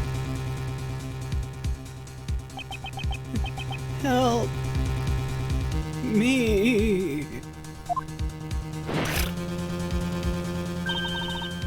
Are you alright? Well, this is something. Looks like we found our kidnapping victim. Where were you all this time? He was getting kidnapped. Wild West. With kidnappers. He was in the room next to the one I was held in? Ran away using underground and got lost. The kidnappers. What is it? I can't understand what you're trying to say. The kidnappers escaped wearing costumes. Did you see the faces of your kidnappers? No, I didn't see their faces. But one was a woman. A woman? Quite an important piece of testimony. Men! Arrest every woman in the park! Hey, what are you guys doing? Stop standing there and get your cops on this already. I'll even let you guys have what the kid said just now. Consider it a gift. Now, are you going to get out of my crime scene, or am I going to have to get rough? Again? You're nothing but a big bully. Come on, Mr. Edgeworth, let's go. Oh, no, not you. You're a very important witness for my case. I'm not about to let you get away that easily. Don't count on me to testify because I won't, not for you. That's right, I won't either. You hear me, you young whippersnapper? Hey, calm down. There's no need for all this hostility. I just want to take a statement from each of you. I'm not going to rough either of you up. I do that generally.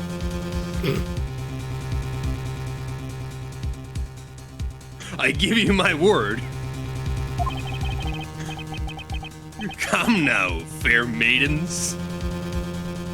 What do you say? Will you cooperate? Agent Lang. I believe you need a fedora to make a line like that. Fair maidens? My, you little rascal. You sure know the way into a shallow, oblivious old woman's heart. Lang Sie says. The passage of time is but a fleeting moment, and a lady is young forever. Trying to outdo my edgy poo with your fancy schmancy sayings. Let's get this over with. So we're clear, I'm only interested in giving you my statement. Sure, just as soon as Mr. Prosecutor leaves us be.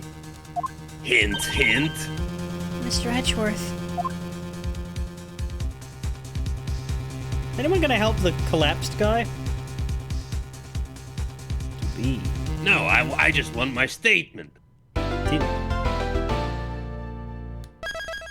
I believe the statement was help me.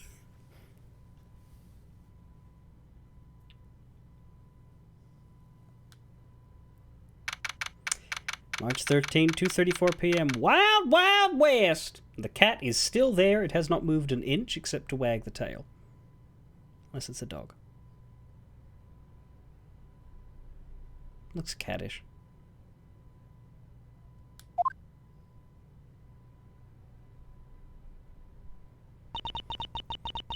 Looks like we got the boot again.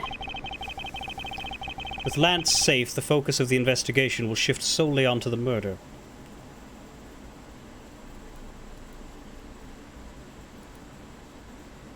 That's good. Murder, bad. Solving murder, good. You mean the infighting between the kidnappers? Yeah, that's interesting. Yes, and also the identity of the remain... Here, this is what we want. Lance Amano's got a face now. And also the identity of the remaining kidnapper. Miles, my boy! Tell me it's true. Tell me that you've really found my boy. Yes, Mr. Amano, we found him earlier in the stadium. Lance is unhurt? He's not exactly the picture of perfect health, but his life is not in danger.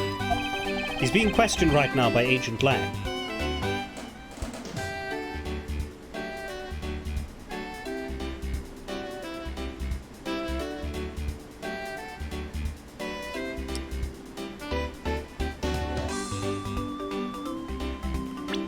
We've established that the dead butler was a kidnapper, and the other thing we know is that the other, kidnapper was a woman. Poor Lance. It must have been so horrible for him. Locked up like a... Right, well, anyway. Mr. Edgeworth, sir.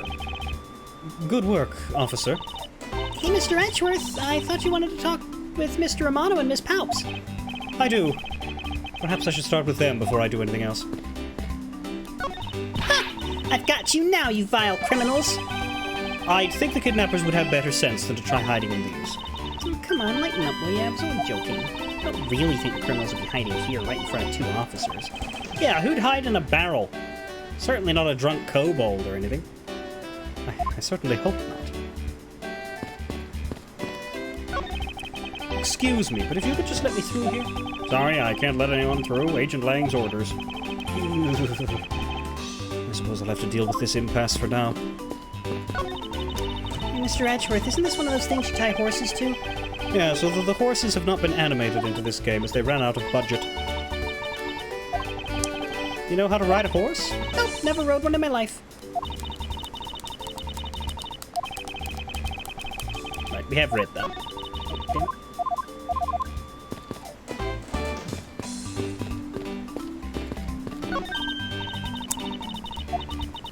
This cactus is a very gracious gift. We've read this too.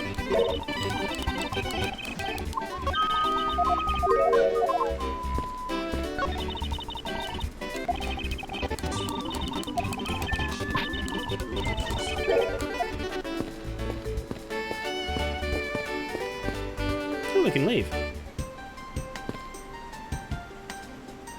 Huh.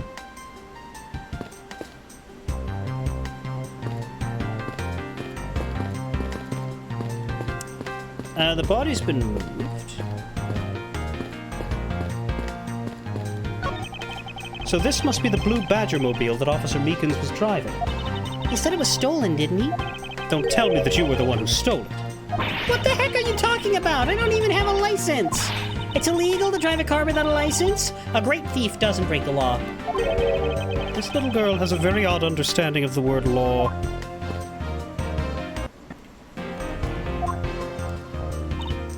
Yes? He's not breaking the law. Breaking the world together.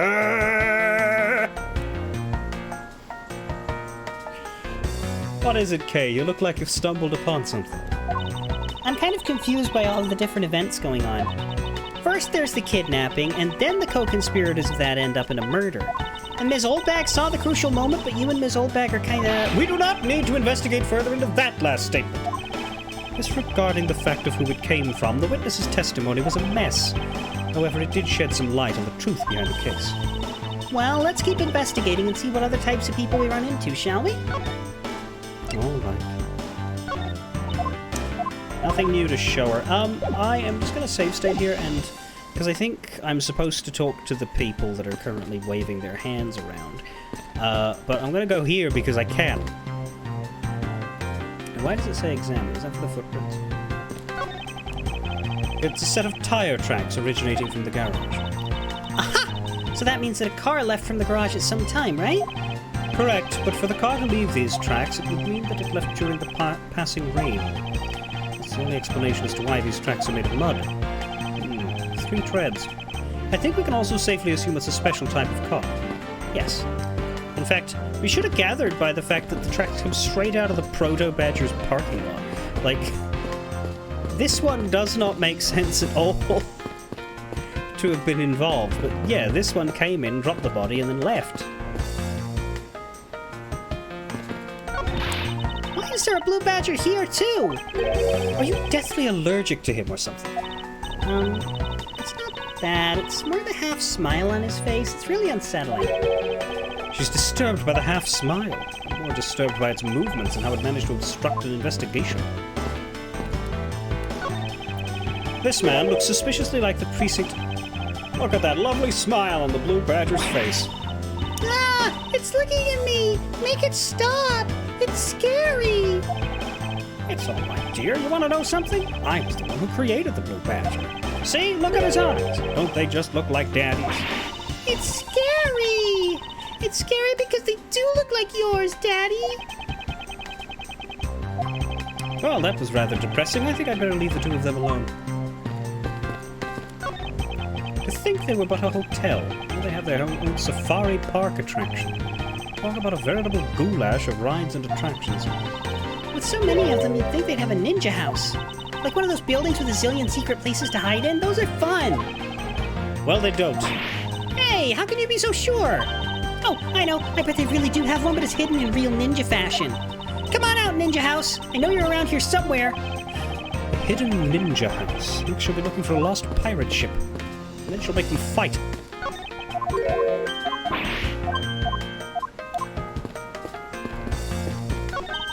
That lamp looks like it's got a lot of good stories to tell about the olden days. Oh? It looks incredibly new to me. Mr. Edgeworth, you need to lighten up and get a sense of humor. That was rather rude. Just this once, I'll look the other way. On second thought, maybe the first thing you need to work on is tact.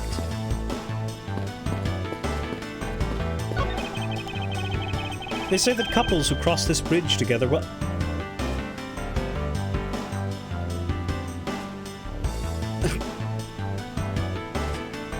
They say that couples who cross this bridge together will find happiness. Or so the Gatewaterland pamphlet says. But you'd think that they'd already be happy. But you'd think that they'd already be happy because they were able to come together.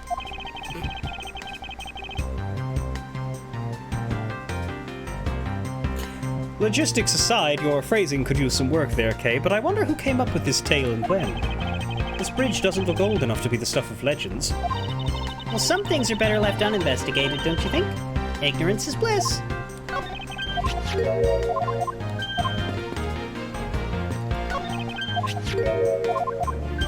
Are we able to examine them, or are they just in the background? Yeah, no.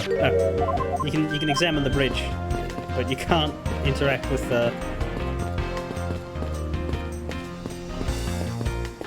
folks on the boat in any meaningful way. That is sensible, not to let them speak.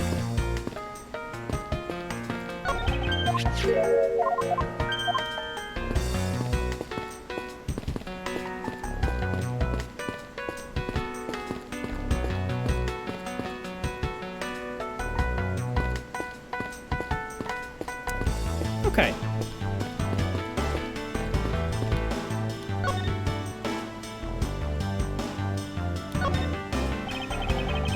Hey, Mr. Edgeworth, is that man in the boat waving at you? Nope. I'm on the job. Miles, my boy, I can't thank you enough. Has he got money strapped to his stomach? It was nothing. I'm still in shock over what happened to Oliver. But I have to say I'm relieved that Lance is all right. No, that's right. I mustn't forget to pass this on to Lance as soon as the police are finished with it. A letter? The way Lance is being chased after by women reminds me of someone I know. I almost can't believe he received yet another love letter, you know. Here, take a look for yourself. Isn't this a breach of confidentiality? It's a very simple love letter. Oh? Hey, let me see. That's really weird. It's from a loan company, Tender Lender. Looks more like a collection bill to me.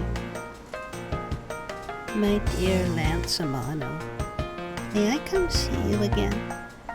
Your beloved Viola. Well, that would be Viola Cadaverini from Recipe for Turnabout, who is a very scary lady.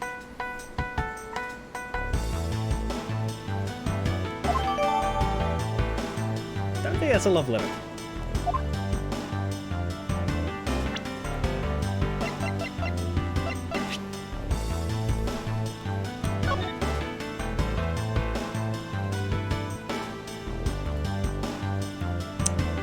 But here it is in close-up.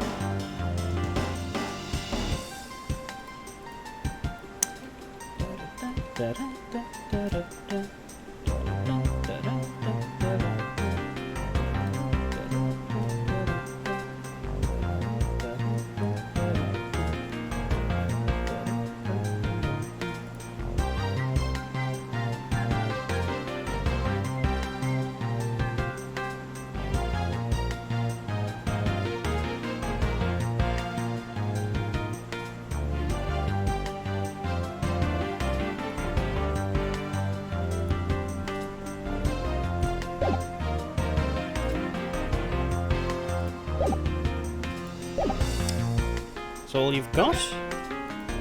We can present our most recent evidence to you. Yeah, you gave it to me, Ernest. Oh, that looks to be something with quite a bit of value. But then all things have some value attached to them. Only by probing deep into the unknown can we become true winners in this world, Miles. Thanks, but knowledge isn't what's going to make me a winner here. It's information. Right, because those are very different.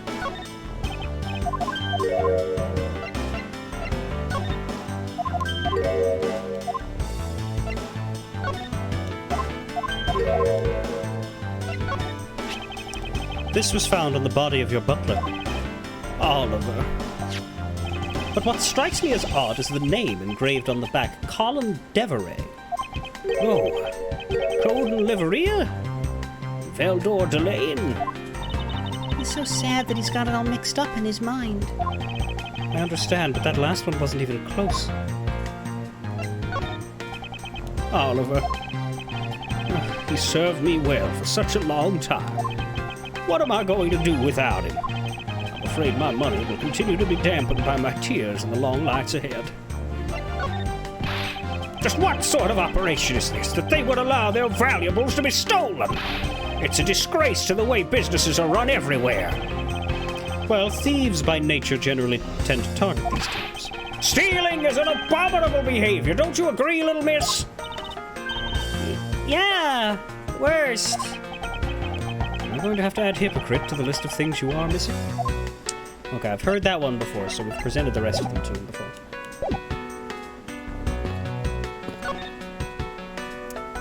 Lance Samano. He loves me. He loves me not. He loves me. He loves me not. Aw, that's the 12th one. No, you can't give up, Lauren. Just one more try. Excuse me, but I can't help but feel a bit sorry for all the flowers you've gone through. I suppose. If they were me, then. I believe you said that you were Lance's girlfriend when we first met, correct? Yes, I am, but... Oh, it's not like we both think of each other as lovers. But he did give me this ring, so I guess we're not just friends either? I mean, because this isn't just any ordinary ring. You just lick it? It tastes so sweet when you lick it. Oh, it's so wonderful. You mean to tell me that he gave you a lollipop ring? So which is it? Have you guys not decided if you're going out, or is it just one-sided?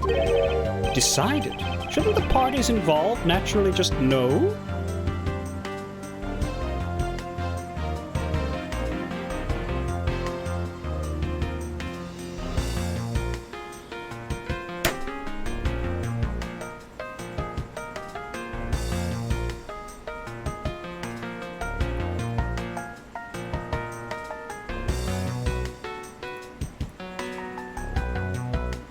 No, Miles.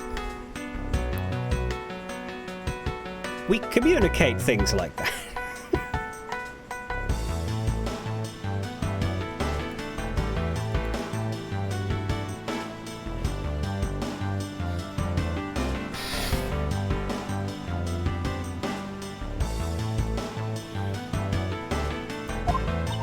My father used to work for Mr. Amano, and so Lance and I grew up together.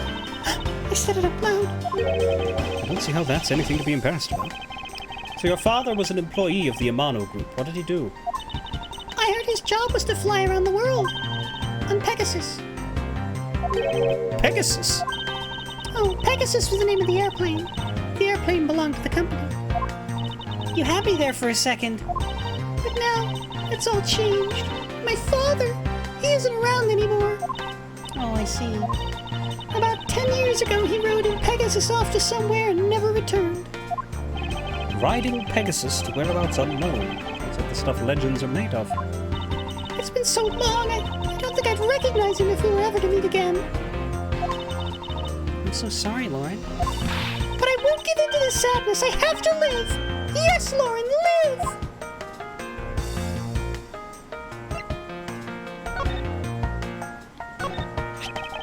Do you know what this is? It's a prosecutor's badge. I'm not a bad person, and I'm not out to seduce you. Come now, won't you talk? No, you're showing that to me to lord over me with how much authority you have. Well, I will not be bullied. You should be ashamed of yourself, you evil man. How should I repent in order for this woman to talk to me? This right here is Lance's and my castle of love.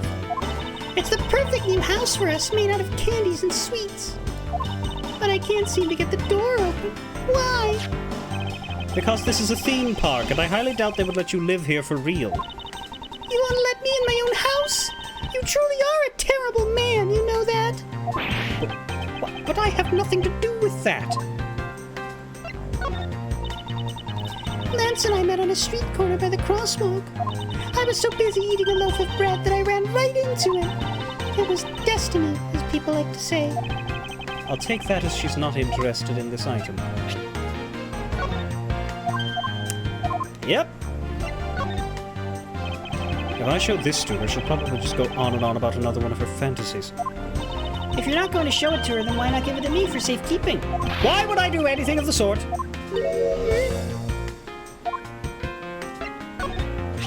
About what we found when we examined the victim.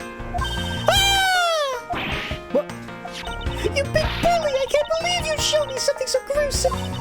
But, I have to admit, I kind of like that mavericky aura around him. Oh, Lauren, are you becoming bad as well? She's off in La La Land again, I see.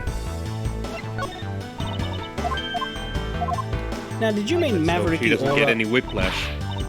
Yeah, did she mean mavericky aura around Edgeworth or the dead man? Ah! It's a monster! A hideous monster! I know that it may look like a monster, however, I'd like to ask you about it. Oh, Lance up in heaven, send your little... What?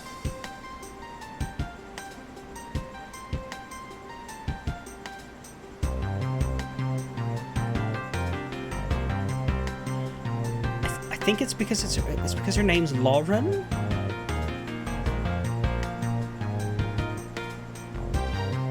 Oh, Lance up in heaven, lend your little lolly your strength.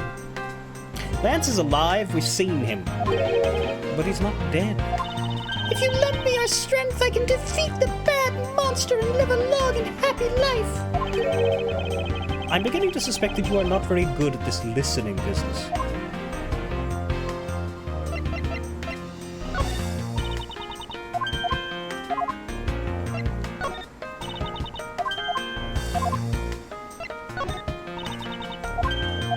Wait, you're not going to react to the love letter addressed to Lance Amano?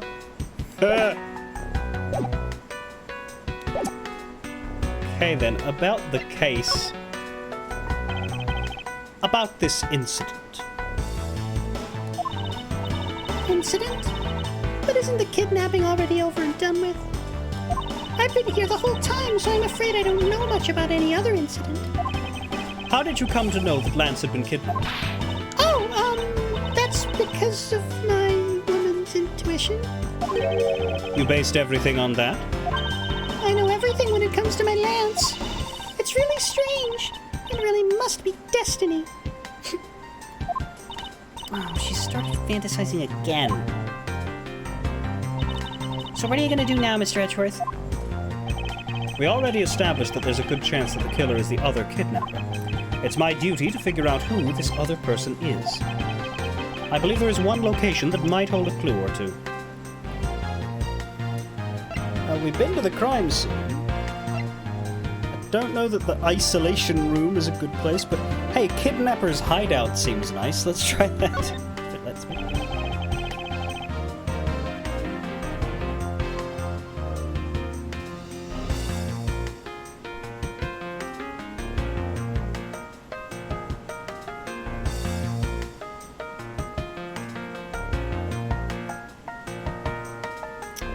One sec.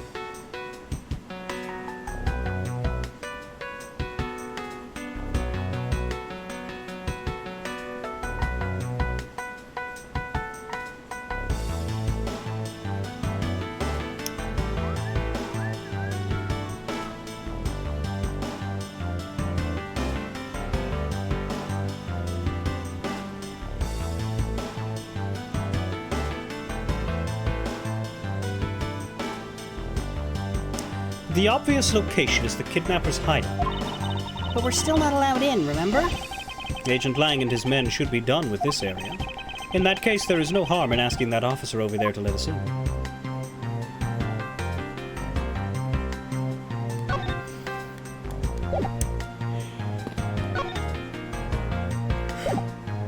These two are useless. Let's go.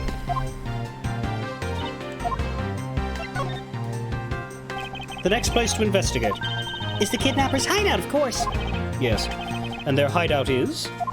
That room next to the one we were stuck in. Kay, I would appreciate it if you didn't steal the words from my mouth.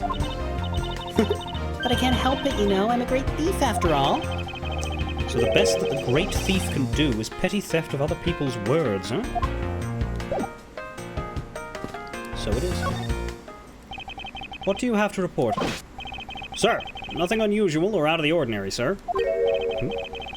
Where have I heard such redundancy before? Is it possible for you to let us take a look around inside? Sir! Roger, sir! That was surprisingly hassle-free. Are you certain? Didn't Agent Lang order you not to allow me in? Sir, that's true, sir, but Detective Gumshoe asked me personally to let you in, sir. And I couldn't refuse a request from him. Wow. Looks like Detective Gumshoe has a following. Furthermore, I was asked to give this document to you, sir. What is this? The man in this picture. Isn't this Mr. Oliver Deacon? But the name here says Colin Deveray. That's the same name as the one on the back of the pendant. It appears that Colin Deveray was his real name. What's this? He was convicted in a case 10 years ago and sent to prison. What? And what was he doing here? Apparently he broke out of jail, then just vanished. He must have become Oliver Deacon to cover up the fact that he was an escaped felon. Right, we get the Colin Deveray dossier. To properly read it.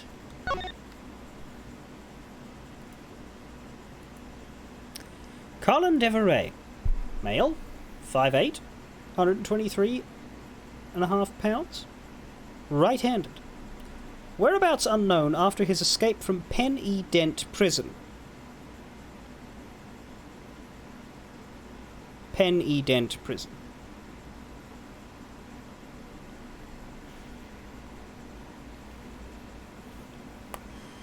Stole a gun from a guard during his escape. We thought he might head for where his wife and sole daughter are, but despite our surveillance, he has yet to show up.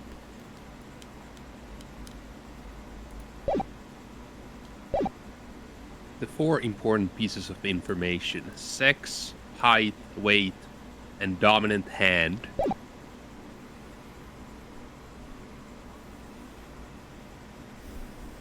No, I'm not sure what's going on anymore. Is there some sort of link between the victim's past and this current case? These police documents are rather detailed. I should take the time to give them a thorough read eventually. It's fine. Let's focus on one thing at a time, starting with the kidnapper's hideout. Yeah, I agree. We should investigate first, think later. More than thinking things through, I think you should try remembering things first. Now then, if you could please unlock the door, officer. It was locked up until a little while ago, but since then the door's been wide open, sir. I'm not sure I follow what it is you're saying. Care to explain in a bit more detail? Sir, the door was locked down tight when they went to check out the room, so they got about 10 officers to help out and break the door down, sir. I see. I guess that means I get Agent Lang's leftovers. Well, let's see what we find. March 13, 2:55 p.m., kidnapper's hideout. So this is where the kidnappers planned their foul deed. Well, you were tied up for a while in the room next door. Okay, please, must you bring that up again? Now then, down to business. There might still be some clues left in this room. Let's try to find out what we can of the other kidnapper's identity. begin investigation.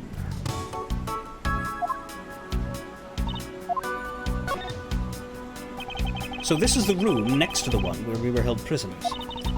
You know, I took a peek in here through the door from the other room. As did I, Kay. Anyway, if this room was truly the kidnapper's hideout, And that means there should be some clues to their identities here, right? I don't know if there are, however, the probability is quite high. I believe a thorough combing of this room is necessary. Alright, let's get combing. This door is thoroughly broken thanks to the police who forced it open.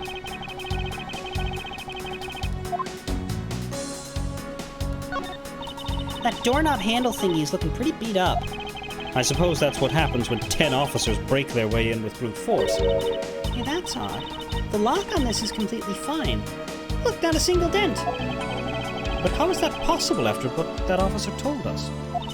Yeah, if the lock had been in use when the door was busted down, then the lock itself should be completely wrecked. So the lock on the door leading to the outside is undamaged. How can that be? The door had to be forced open, yet the lock is intact. Was it not locked?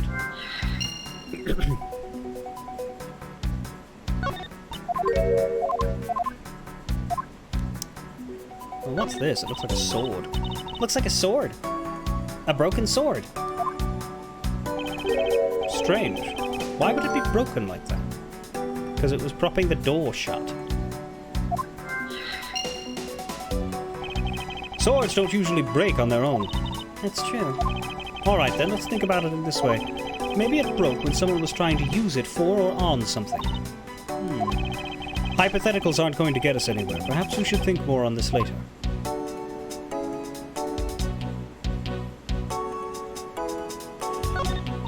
Oh, they have barrels like these just outside.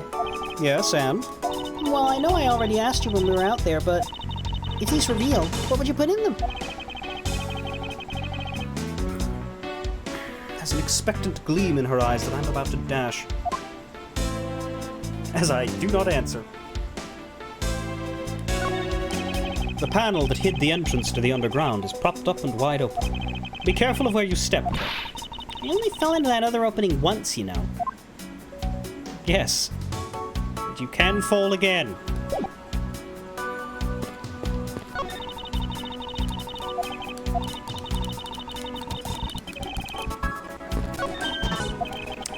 Hey, there's a trapdoor in this room, too. It's not a trapdoor, it's an entrance to an underground passage, Kay. I know that. The door leading to the outside world was locked, so Lance must have escaped his prison through here.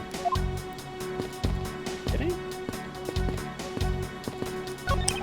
Unused folding chairs lean against the wall in their folded state. Wow, whoever lined these up did it perfectly. There's not even a single hair off. I'd feel bad using these because it'd be like stealing the perfection away. I suspect it's more like you wouldn't want to be the one to put them away. Oh, am I on the wrong screen? So look.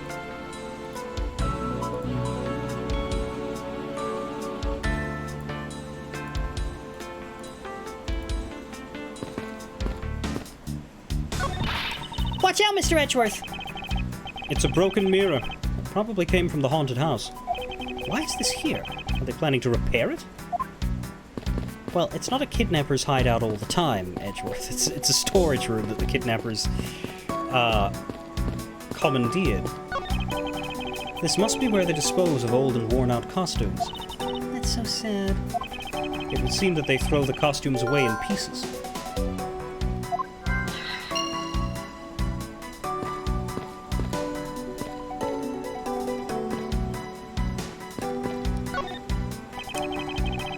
More suspicious-looking nook and cranny. Folding chairs, and by the looks of it, they were probably used by the kidnappers. There are 3 chairs sat around the table. One for Colin, one for maybe Lauren, and one for who?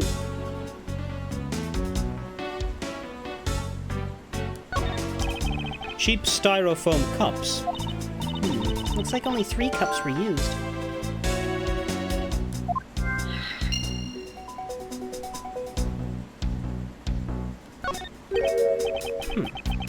I wonder what this key is to. You got me. It reminds me of the key we found in the other room. That's it. That must be the key for one of those trap doors. That wasn't a trap door. You only called it one because you quite literally jumped into it. Hey, but isn't that what you're supposed to do when you see one? I'm not having this conversation with you.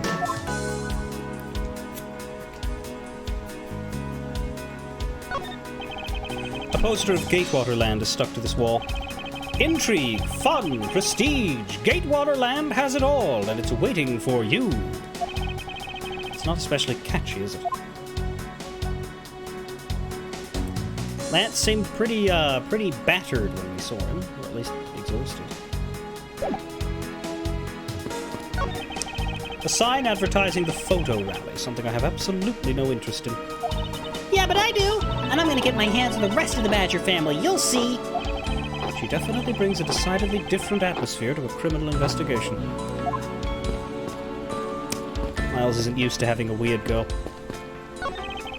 Beyond this door is where the kidnappers held you after getting the jump on you. Must you keep reminding me? But it's the room where I got to see your awesome face. You didn't need to remind me of that mortifying moment either.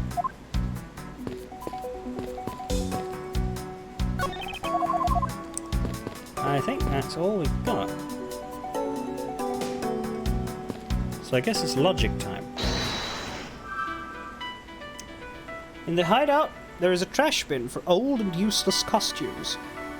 I notice a costume missing a head. That might be the other half of the Bad Badger. 3 cups. 3 folding chairs. We could possibly put those together to establish the logic of there were 3 people. Broken prop sword and the door. We could put those together as well.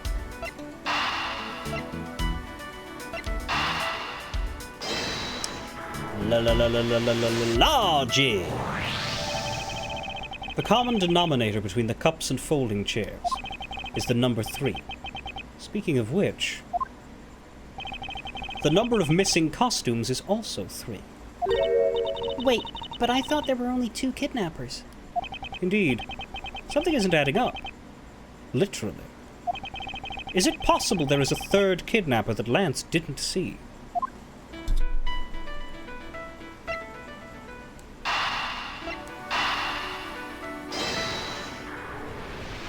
There were 3 missing costumes, too. It's a bit strange that the police had to force their way into an unlocked room. One look at the pristine door lock, and anyone can see that it was not in use at the time. But the policeman outside said that it took 10 men to get it open. A door that was locked tight despite it being not locked at all. It can only be because of this. Oh! You mean... Yes, it was used to jam the door. Here, take a look at the door handle. Do you see how the handle is completely destroyed? So that's how the sword broke. I thought that we might uncover the true identity of the kidnappers. But instead, we've only uncovered more questions that need to be answered. Ah! What is it?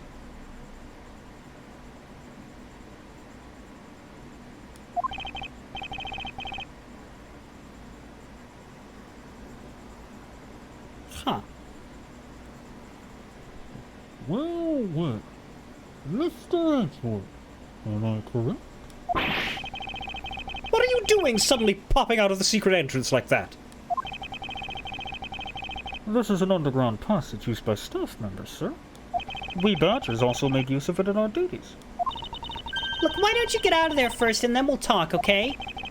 I beg your pardon, miss. Proto-Badger, get! Alright, only one more to go. What are you getting all excited about? Did you forget? The photo rally, duh! See, look! Now all I have to do is get a picture of the Bad Badger and I'm done. Ah, yes, I vaguely recall a contest or something of that sort. He said while standing in front of the photo rally advertisement.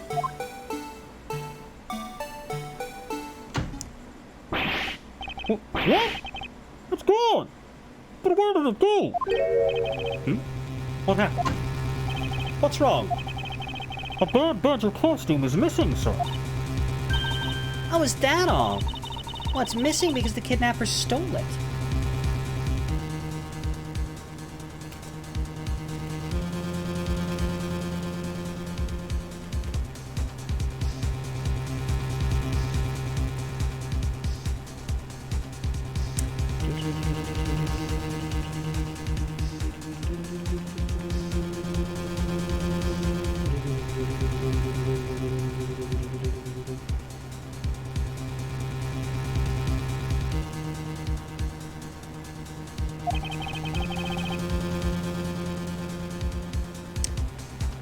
I heard about how they were stolen. But they said that only 3 of the costumes had been taken.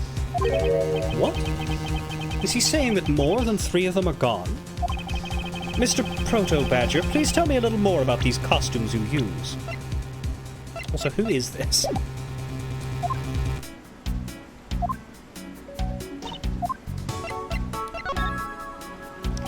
Kay, are you participating in that Blue Badger photo rally? Yeah? I figure since I came all this way, I might as well. Plus, I want the prize. The prize. It's a handcuff-shaped notepad. Wait, or is it a notepad-shaped set of handcuffs? Either way, they both sound incredibly useless.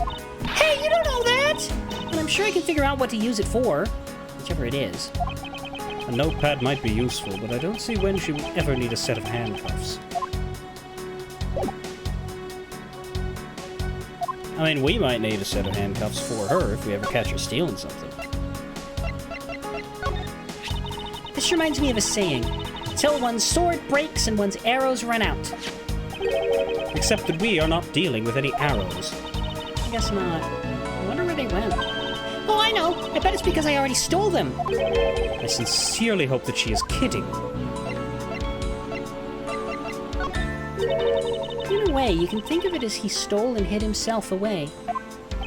This man was a fugitive. I imagine that was the only way he could live on the outside. Well, people who do bad things don't deserve to be respected. The best way to live life is to follow the straight and narrow. How ironic that I'm getting a lecture on morals from a thief. I guess it's a love letter. It reads kind of bittersweet. If that was all, I'd say it was nothing more than someone pining for Lance. However, the sender is the loan company Tender Lender. And the story takes a super bitter downturn.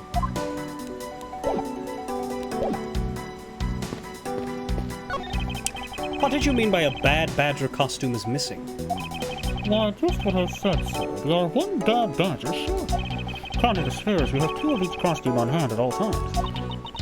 Okay, so because one of them is walking around in the park... The other should be in that room. Oh, actually both of them should be in that room. Huh? What do you mean? Normally we don't use the bad badger costumes. In fact, we only use them during a certain event at a set time each day. It's the stage show where the bad badger wreaks havoc around the park, and the other badgers must work together to apprehend him, sir. I'm speechless that such a show exists. Well, sir, I was just trying to explain to you the only time we use that costume. But doesn't that make it near impossible to take a picture of the bad badger? Personally, I can't believe that it's this close to showtime and there's no costume! Oh dear, what am I to do, sir? All this basically means is that the kidnappers stole 4 costumes in total. Then are you saying that there are 4 kidnappers? No, I don't think that's very likely. Oh?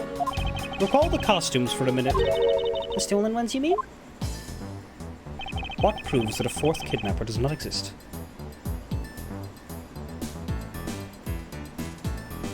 Oh.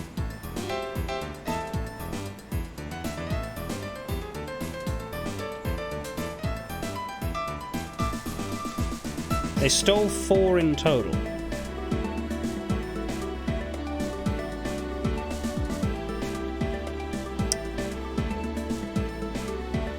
So, one of...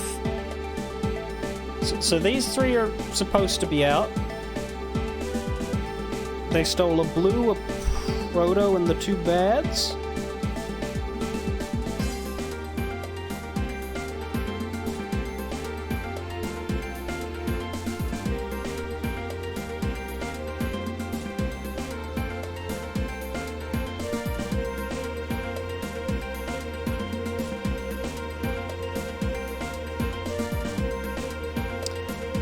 Would have been easier to hide themselves if they stole one of each. I mean, yeah, we could present that the pink badger costume wasn't stolen, but... I don't know if this is it. Take that! If you had 4 people and you had wanted to steal a 4th costume, wouldn't you naturally go for the full set and steal a pink badger costume instead? Yeah, that makes sense. And yet the kidnappers decided to steal another bad badger. I believe the culprits needed 2 bad badger costumes, but the question is why? Because one of them got covered in blood?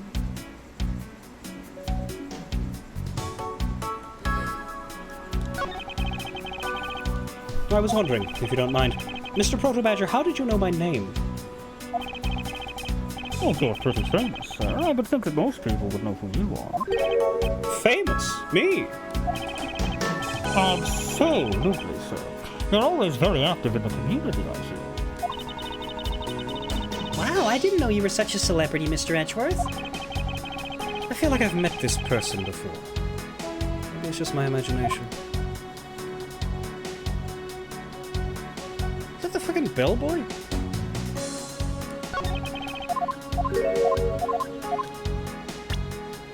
I did the cover mouth thing so I didn't have to do the voice, because I didn't know what character was behind this.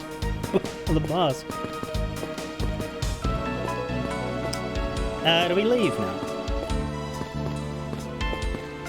I don't know. No, we can't.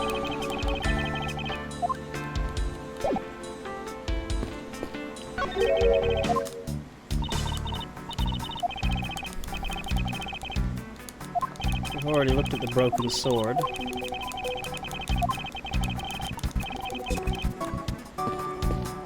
Okay.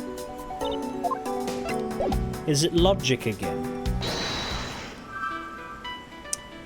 Oh, you have an unaccounted for bad badger, and we have a trash bin for old and useless costumes. Well, they're both about costumes.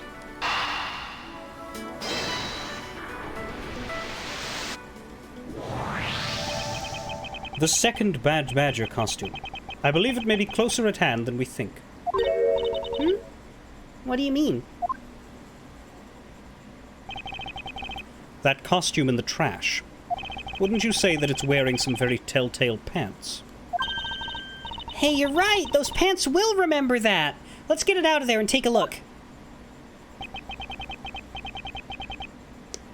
As I suspected, it's a bad badger costume. Well, minus the head.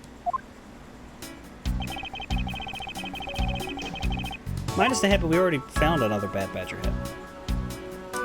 So what the hell is happening with that hand? I don't know, but let's look at the rest of him first. There's nothing unusual about this area. I wonder why this bad badger costume's right hand is torn up like that. Maybe it's a flesh wound from a fight with the blue badger. I always knew the blue badger was one ferocious beast. I somehow doubt that even real badgers are as bloodthirsty as that, Kay.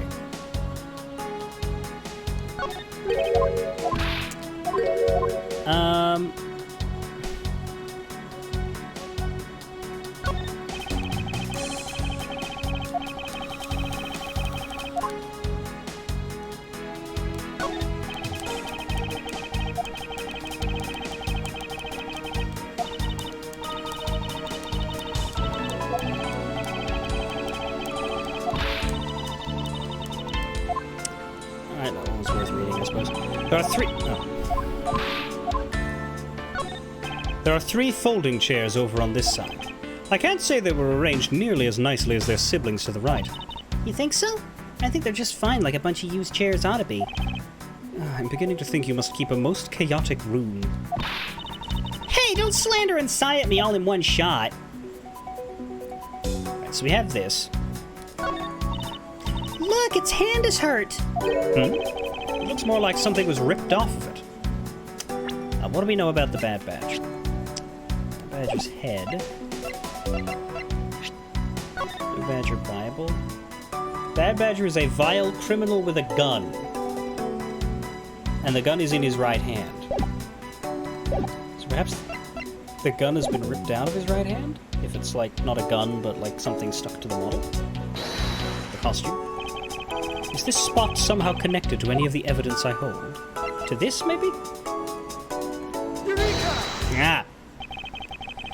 I believe what we have here is an inconsistency.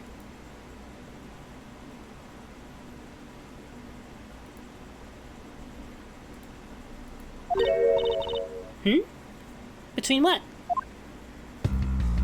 Look carefully. Our costume is not holding something in its right hand that it should be. Oh, the gun! Precisely, the Bad Badger was designed to always hold a gun in his right hand. However... You there! Did you remove the gun from this Bad Badger's right hand? No, I did not, sir. The gun is supposed to be securely attached to the costume. As I thought, the rip itself confirms my hypothesis that the gun was forcibly removed. Mr. Proto-Badger, the gun is, of course, not a functioning weapon, correct? Absolutely not, sir. It's just a model gun. However, it can fire planks. We need to use them for the stage show. It seems that our kidnappers also had a need for the model gun, my dear costume friend. Right, so it's not a plushy gun. It does fire. It just only fires blanks. Yeah, blanks can definitely kill people. We don't need to go into the Ballad of Alec Baldwin, but they can.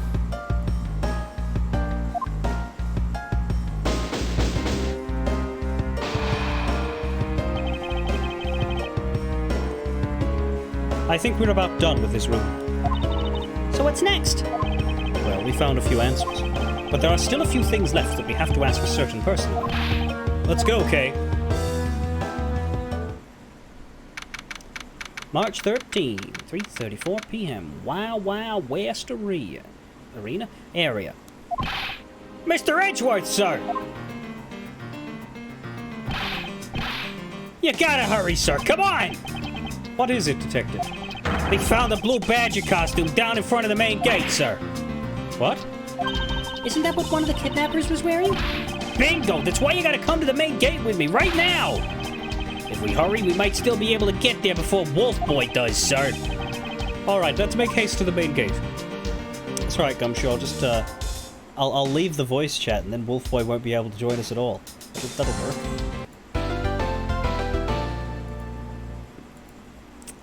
To be continued. We have an hour left minimum? But realistically, I can go later until I get a message. So we'll try and do one more section, but if we have to finish before the next to be continued, we will. It's just, you know, if we can, we'll get there. March 13, 3:45 p.m. Gate Waterland, main gate. Run, run, run. Where's the costume, Detective Gumshoe? Just on the other side of this fountain, sir.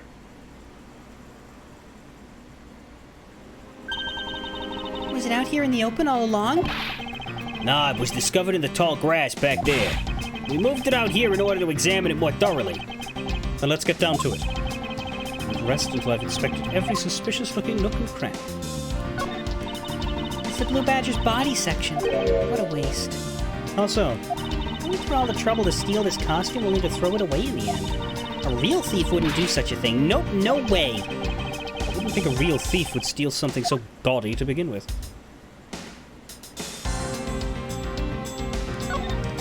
This headpiece, this must be the Blue Badger Officer Meekins crossed paths with. Ah, the nerve of someone throwing a Blue Badger away like this. I worked so hard to create this character, it's like my baby. How could someone do this, sir? How? Detective, how about channeling your anger towards finding the culprits? Good idea. Wait until I get my hands on... So, who are they, Mr. Edgeworth? Why don't you try figuring it out yourself for a change? Remind me of your job description, detective.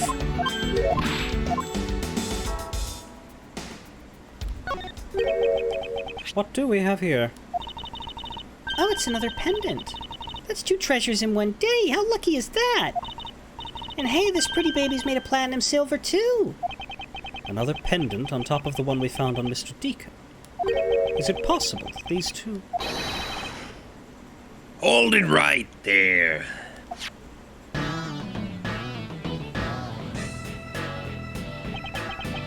Hands off, Mr. Prosecutor. You sure know how to cross the line, don't you? Darn! A pendant, huh? This is a very decisive piece of evidence. How can you tell? Look here and read off what you see. Hey, it's a name that's engraved on this. Mrs. Palp's pendant. But it says Lauren D. Oh, well, she's about to admit it's hers, I guess. Lauren Deveray? Perhaps?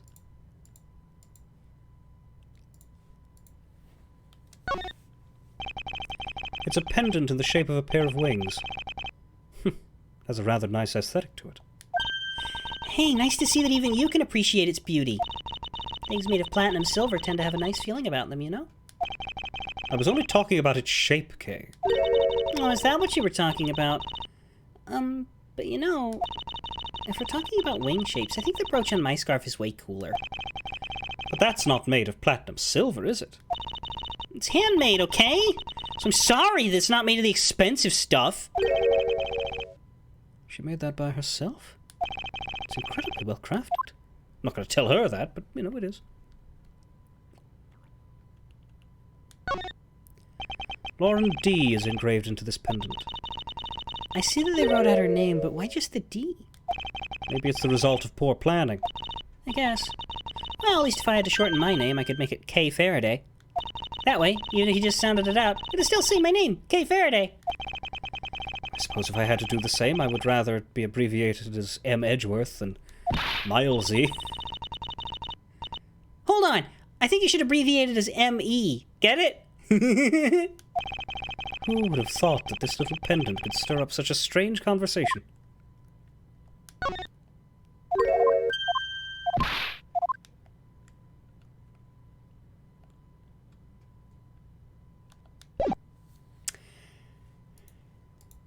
Anyway, Lauren D, Colin Deveray. Her father went missing a while back. Hi. Aha! We have you now, Miss Kidnapper. No, you don't understand. Lolly, I can't believe you were one of my kidnappers. Lance!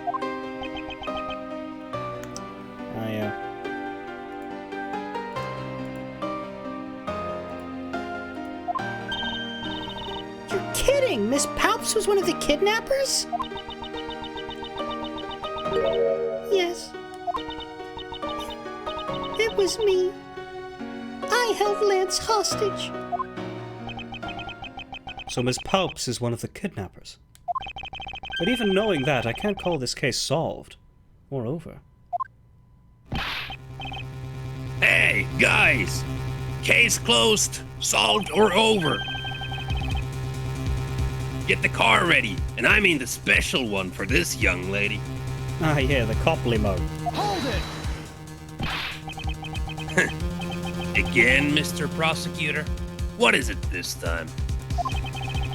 Are you proposing? No? Shame. Are you proposing that Miss Palps is also the culprit in the murder case? What happened? I thought Officer Meekins was your suspect. We found it. Found what? That officer's gun. He literally dropped it in the middle of a thick patch of grass. At least you didn't give it to a pawn shop. Your country's police are a sham. Just look at how careless they are. Who are you calling a sham? The officer's gun didn't show signs of having been fired, so it can't be the murder weapon. So Officer Meekins has been cleared of all charges, I see. And that's when a brand new suspect comes walking onto the scene. The murder only happened because the kidnappers started fighting amongst themselves. As I recall, it was you who said that, right, Mr. Prosecutor? Miss Paups, did you really kill Mr. Deacon? Yes, I killed him. I can't believe it.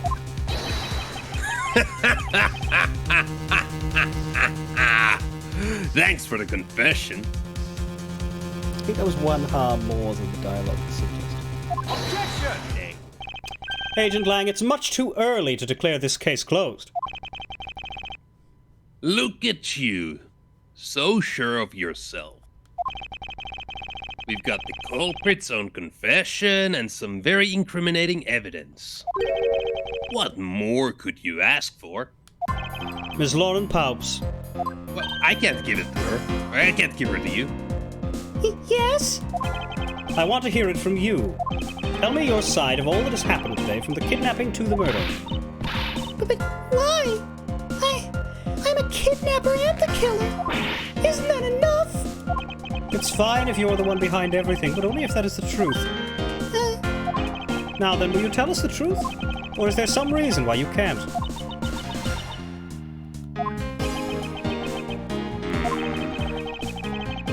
I've had a change of heart. I think I'd enjoy seeing you sulk away as the losing mother. Alright, you heard me. Let's hear about all the evil deeds you committed today.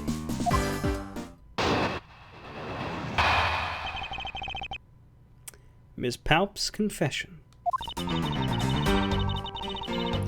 The one who came up with the kidnapping plan was the butler, Mr. Deacon.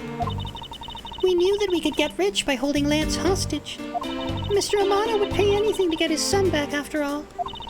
Everything was going according to plan, but as soon as we got the money, Mr. Deacon turned on me and tried to kill me. And as long as she didn't turn you on. I mean, there. Are you satisfied? She just confessed to her crimes a second. At least you have the guts to admit what you've done. I can at least respect that much. Ms. Paups, is what you said really the truth? Yes, it is. If that is the truth, it certainly isn't the whole truth. Because there is something that seems a bit too improbable in her confession. Ms. Paups' confession.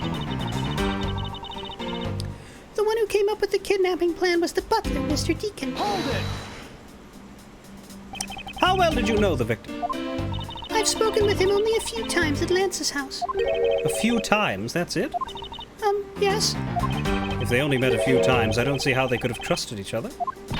But if you hardly ever talked, then how could he trust you not to steal his plan? Knuckle back! That's completely irrelevant. He was planning to betray her from the very beginning. Which is why he chose someone he wasn't especially close to. Isn't that right, Sheena? Yes. However, Mr. Deacon made a very poor choice. In the end, he was killed by the one he intended to betray himself. Ha! I bet he didn't see that one coming.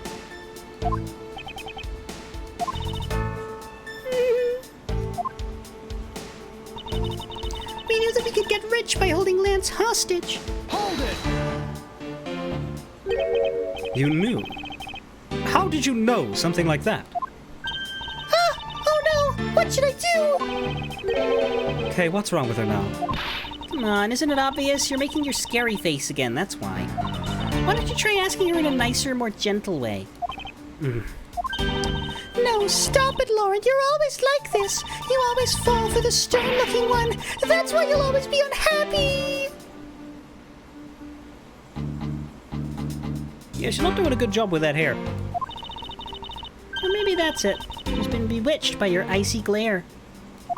Mind your own business, Kay. Now then, Miss Paups, let's continue with your testimony.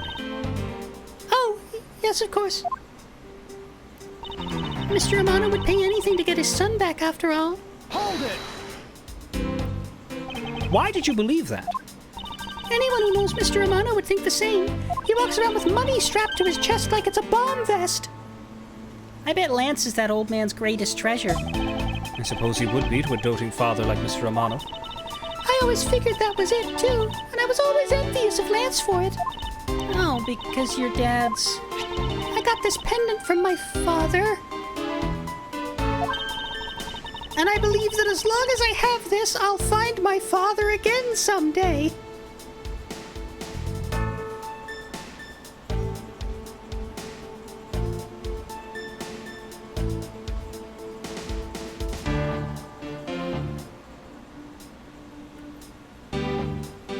Bum bum bum ba da da da da da da da da da da da da.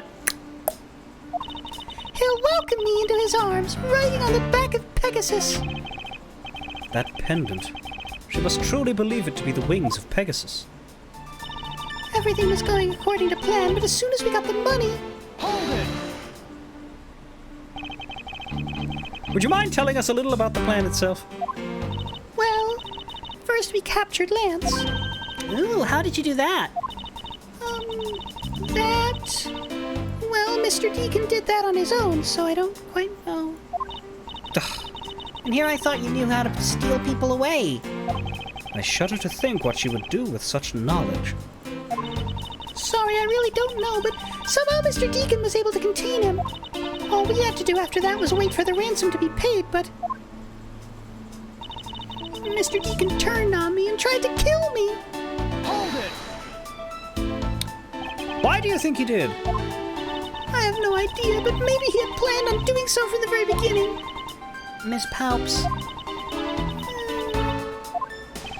Wait, Mr. Deacon planned to kill Miss Palps from the very beginning.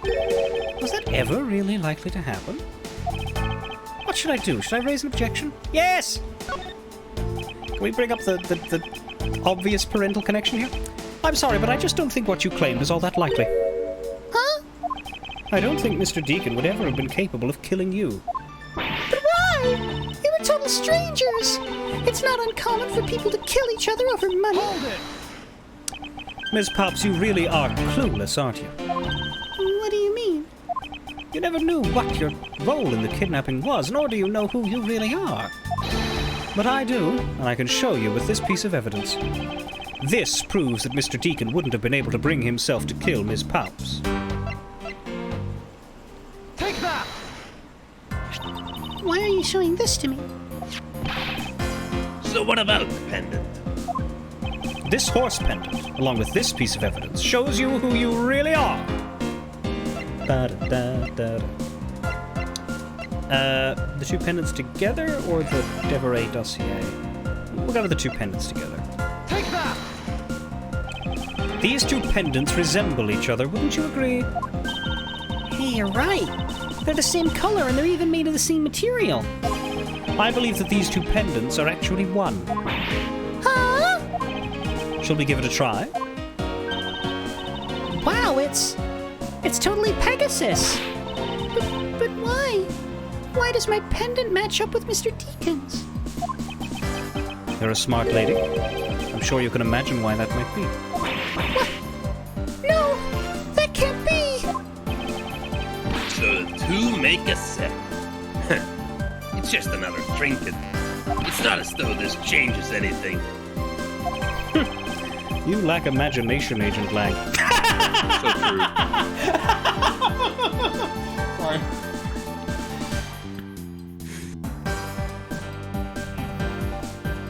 Did you know that was coming? No. Do you want to explain why that's funny to me? Well, I mean, you know why it's funny, but for the viewers at home, I have aphantasia, or, well, simply put, I lack imagination. Literally. Yeah, it's like... You know, when you picture something in your head? No? Exactly. He can't. Which is something I struggle to figure out how that works. And it must be really annoying, but I guess you don't know any different. Yeah, no. It's like color blindness. You don't really realize it until you realize that other people actually can. Yeah, was it something... And you know, when people say, like, you know, hey, just picture this, you always assume it's just like, you know, a figure of speech until you know, somebody actually hammers it down to you that no, other people actually do picture this.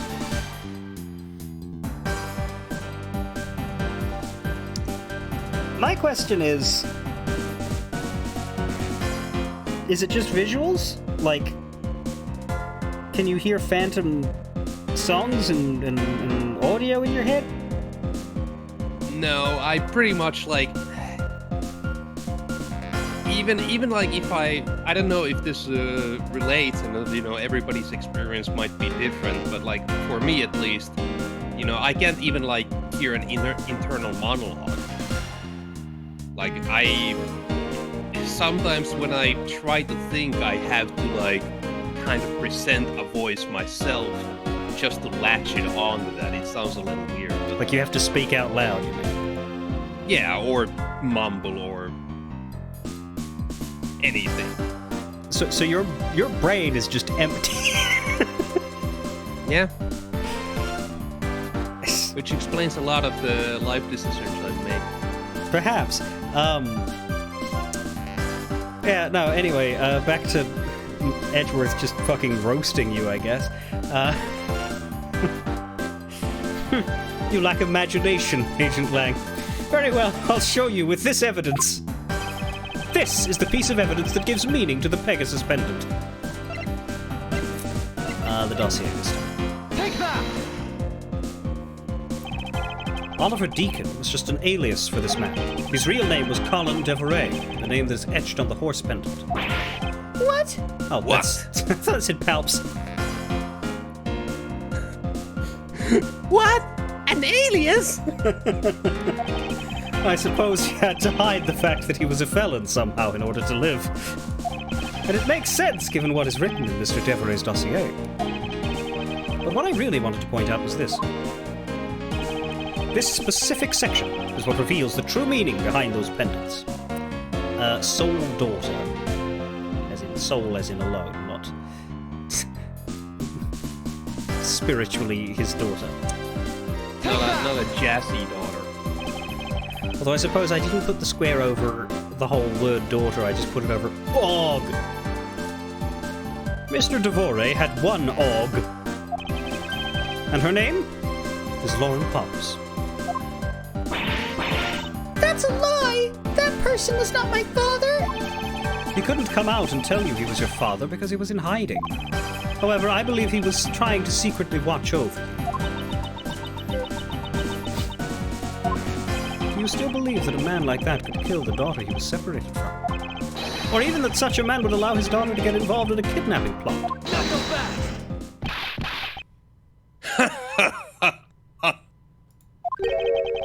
And what is so funny, Agent Lang?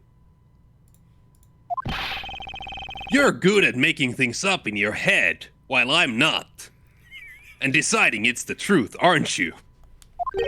What are you trying to say? Your thinking is much too innocent. After all, I've thought of another possibility. Actually, yeah, Miles Edgeworth of all people, jumping straight to your parental figure would never hurt you. Like, sure, of Gregory, but...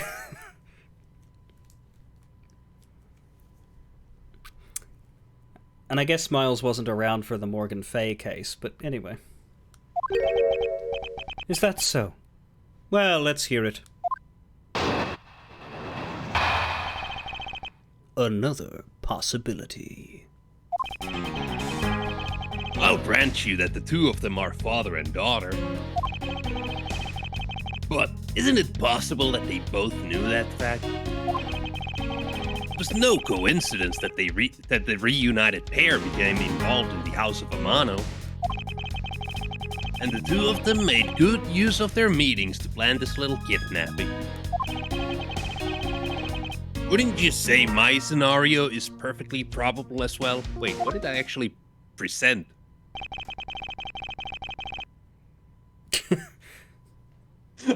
I'm confused. So this is his version of how things might have been. You don't have any proof that either one didn't know of their true relationship, right? I think he's suggesting that they both knew full well that they were related and they killed each other anyway. I don't know. You mean they knowingly committed the kidnapping as father and daughter? That's right. As one really rotten family. Is that really what happened? I'd better take a long, hard look at the evidence.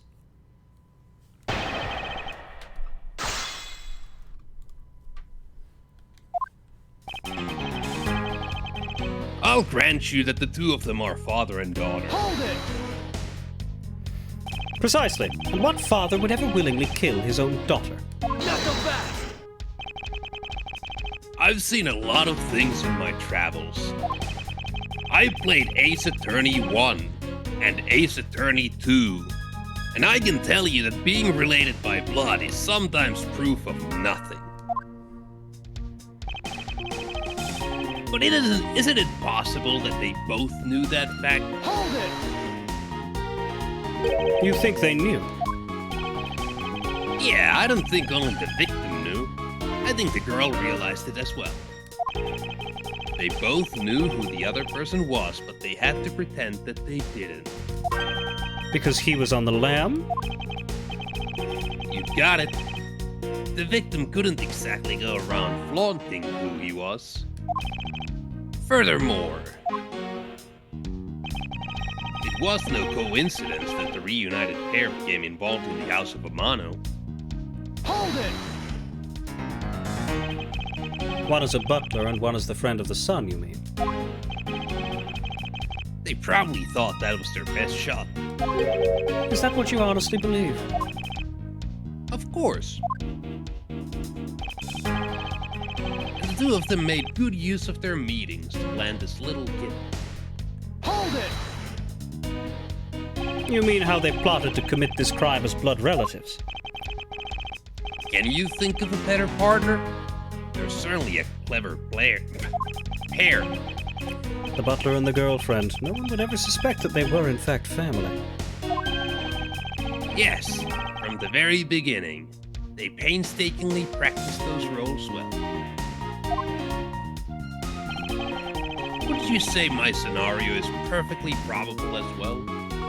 Hold it! I believe you're being a bit too overconfident for someone with no evidence. Am I? Because I don't see you presenting any evidence to the contrary. Without evidence to counter him, we're stuck at a draw. Agent Lang isn't wrong. His scenario is certainly a probable one. You better hurry up and do something, or Lauren's gonna wind up looking really bad. I know, but first things first, is Agent Lang's line of logic factually correct? The two of them really knowingly commit the crime as father and daughter. Possible they both knew the fact. It was no coincidence that they became involved in the House of Amano. They made good use of their meetings to plan this little kidnapping. Well, it's not the prosecutor's badge. I don't think it's going to be the Gatewater Land pamphlet. I don't think the Blue Badger family is a part of this scenario. Or the photo rally. Costumes separating the head and body. The head was left in the isolation room. This would be the Badger, I guess, that they dismantled and took the gun from. The kidnappers stole 3 costumes. This could be used for this to suggest, hey, there's 3 kidnappers. Do we have something else for 3 kidnappers? We had it in logic. I don't know if we have any evidence. Body was moved. No. Don't think the pendants are relative right now, or the Badger mobile, or the victim's costume, or the love letter, or the dossier, or the sword, or the gun. The only thing I can think of is to bring up third kidnapper. And I think this is the only piece of evidence that brushes up on that.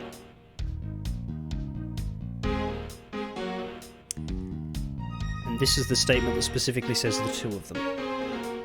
2 versus 3. Let's try that. Objection!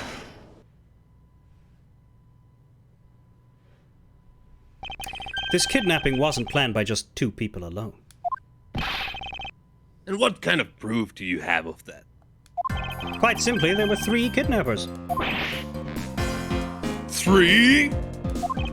4 costumes were stolen from the Wild Wild West area's back room. We found one of them in the kidnapper's hideout. But as for the other 3, we can assume they were being worn by 3 different people. We also found a set of 3 cups and 3 folding chairs that were being used in the hideout. It all clearly points to a 3-man group. And I believe this 3rd person is the real mastermind behind the kidnapping. I don't know, some people just really like to rest their legs on chairs. But who? Who is this mastermind? And drink 2 cups of coffee at once. I present to you the brains behind the kidnapping. You.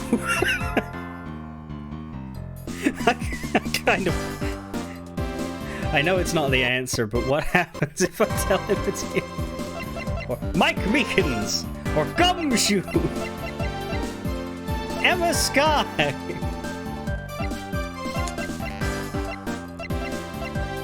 I'm gonna present Lang. Take that!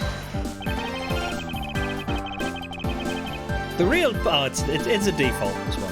Yeah, the real puppet master of the kidnapping is this person. I can think of no one else.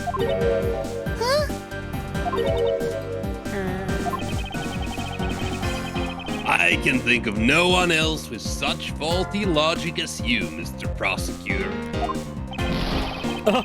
It wasn't you? Damn. Alright. Well, who is it? Who is the mastermind behind it all? Yeah. It's always this way with rich young people getting kidnapped by people who are suspiciously close to the family. Is the man himself is all a hoax. Take that. Yeah, it really doesn't work. Take that! I wonder if you can set that up. Larry Burns? Lance Amano? Yes, this abduction was in fact schemed up by Lance himself.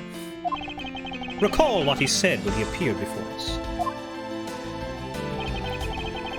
Did you see the faces of your kidnappers? No, I didn't see their faces. 2. One was a woman. However, there were 3 kidnappers, which is in direct contradiction to what he said. But, I know, I only saw 2 people. This guy was being held hostage. It's possible he couldn't see all 3 of them. Ah, yes. About when you were being held. I have my doubts about what happened then.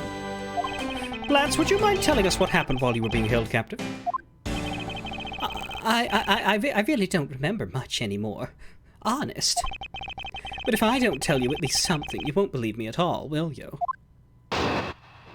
Maybe the kidnappers really just let him drink coffee at the table with the big boys and girls. True. Lance's testimony. I was kidnapped yesterday morning.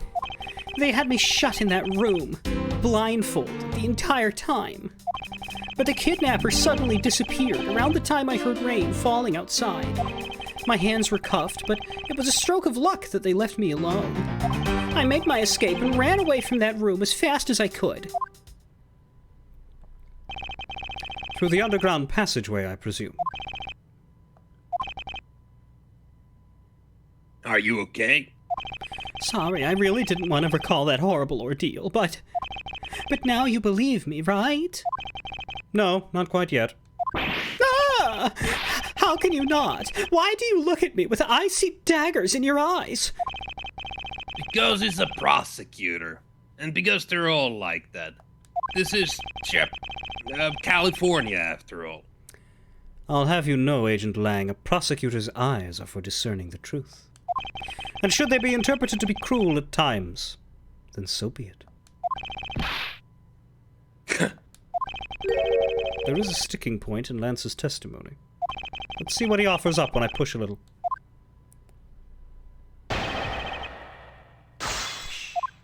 I was kidnapped yesterday morning. Hold it! Can you tell us about when you were abducted in a little more detail? It was a strange morning, and I felt like I was right in the middle of a great calm. And where were you when you experienced this calm? Our family garden, of course. Where else could it have been? Well, excuse me for asking. This child is more princess than prince. I was out taking a walk to shake off the morning blah. Then, out of the blue, someone from behind clamps a hand over my mouth. You didn't see your attacker? They must have used some drug to knock me out. Because before I knew it, I was off in La La Land again. When I woke up, I was in the kidnapper's hideout already, all tied up. Why is he cuffed?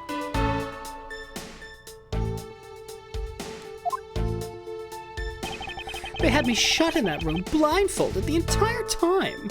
Hold it! By that room, you mean the room in the kidnapper's hideout, correct? Yes, but I was blindfolded the whole time, so I didn't know that until I made my escape. Then you were in the same room as your kidnappers. They spoke in hushed tones, but I could catch bits of their conversation. It was definitely two people, and one of them was definitely a woman. I was so scared. I could tell they were nearby, so I didn't dare make a move. But the kidnappers suddenly disappeared around the time I heard rain falling outside. Hold it! The kidnappers disappeared. The room fell into a sudden silence. I had been left behind like an unwanted mutt. And what do you mean by unwanted mutt? What a pointless question. It's not like he's gonna tell you anything new, you know. It's a poetic simile. You should learn how to use them too. You may look refined on the outside, but it's no good if you're not refined to the inside as well. My hands were cuffed, but it was a stroke of luck that they left me alone. Hold it! Then those cuffs on your wrists, I suppose you are still cuffed in that case. I am well aware of how I am chained to reality. I couldn't find the key, so I'm afraid that I'm stuck like this. Even though I escaped from that jail cell, I would forever be a prisoner. I made my escape and ran away from that room as fast as I could. Hold it! How did you manage to escape? I wanted to just get out of there, but the door leading outside was locked, which is why I had to use the underground passageway to make my escape. I remember our escape to be equally hard. This is an invaluable piece of testimony. I mustn't let it go unexamined. The door leading outside was locked tight, so I had to use the underground passageway. Hold it! By underground passageway, you mean the one the staff uses to travel unnoticed? I suppose that's what it's for, but I didn't run into any staff members on my way out. And once I was up top, I was busy trying to find a member of the police. And that is where you found us, congregated at the stadium, I suppose. Let me ask you then, how did you get a hold of the key to the underground door? That was easy. It was hanging right there in the room on the wall. I do recall a key hanging on the wall right behind the table. For some reason he put it back. Boy, does that bring back memories of our situation and how we made our escape. Indeed. And although the door in the floor of our room led to an underground room, the door in the floor of the room next door had a secret passageway. A secret passageway under a theme park. Ooh, that just sounds like so much fun! I wonder, is there something off about the way Lance made his escape?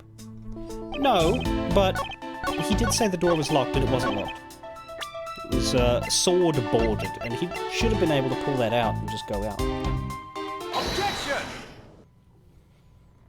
You say that the door leading out was locked, but was it really? Huh? We're talking about that room behind the saloon front, right? Look, I heard that it took quite a few men to get that thing open.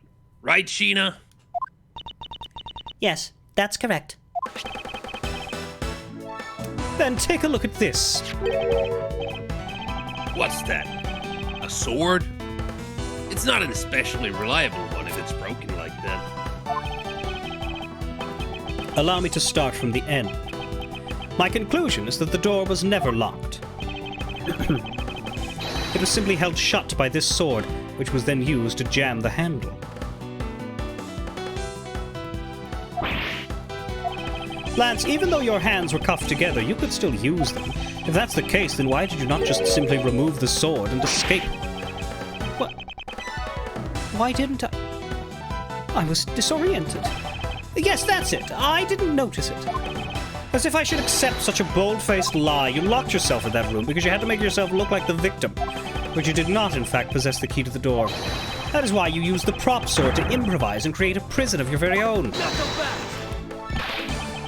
You've been making this guy out to be one of the kidnappers for some time now. I wonder if you've forgotten something very important along the way. And what would that be? A motive! What else? Do you honestly think that an upright, pure boy like him would hatch up a completely pointless scheme such as kidnapping himself? Objection!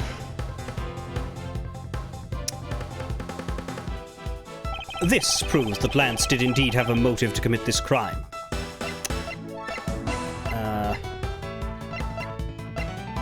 Right, loans.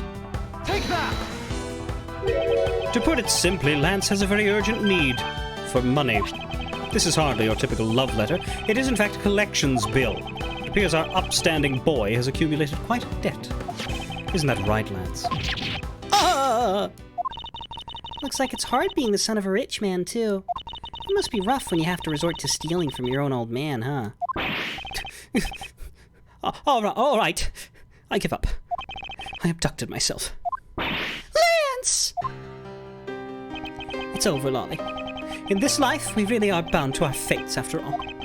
All I wanted was to go with you to a new town, somewhere where no one would know us. I wanted us to be well off with that 1 million, but now that dream is over. Oh, Lance! Then you are giving yourself up. Yes. I had planned to run away from this world with my Lolly. Oliver even helped us with the plan, but then he had to go and stab us in the back. He turned on you. Maybe he didn't want to split the ransom money, that's my guess. It happened almost right after you made the drop-off. When we were alone, he attacked me all of a sudden. After a brief struggle, I was able to contain him and keep him under control. We left him inside that room as Lolly and I made our escape. We wore different costumes and split up. Lolly left first in the Blue Badger costume. That would mean that the person Officer Meekins saw was Miss Pubbs. But right then, the old man just had to wake up! I was careless, and he tackled me pretty hard from behind. Then Oliver put on a Bad Badger costume, took the suitcase with $1 million and ran. I contacted Lolly right away and warned her that he had a gun. They had no idea that they were related, so I thought that it could only end badly. I still don't believe it. That person was not my father. Because if he was, I just killed my own father. Lolly. Then it really was you. Chain of events. That man was not my father. I mean, because at the stadium, there was a Bad Badger pulling the suitcase with the 1 million in it. That badger pointed his gun at me, aiming to shoot me dead. That's why I used the gun I got from Lance. There was a gunshot, the other person crumpled to the ground, and I ran, scared for my life. I think the big picture is finally coming into focus, don't you? Lolly, forgive me. I didn't think it would turn into something so frightening. If only I could have protected you. So, Miss Palps, she shot her own dad without even really knowing who he was? If what she says is true, Are you saying she's lying? Why would she lie about something like that? What purpose would it serve? you would be surprised how often people lie without even realizing it themselves, Kay. Huh? What's that supposed to mean? What I mean is listen very carefully to her confession once more, and you'll see.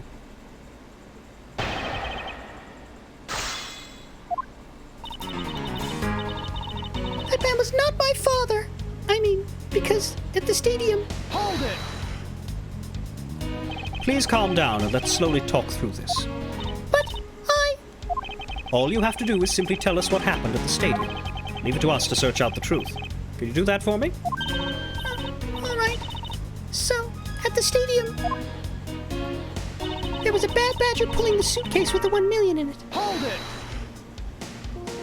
That was the ransom money, wasn't it? Yes, that's how I was able to identify Mr. Deacon almost immediately.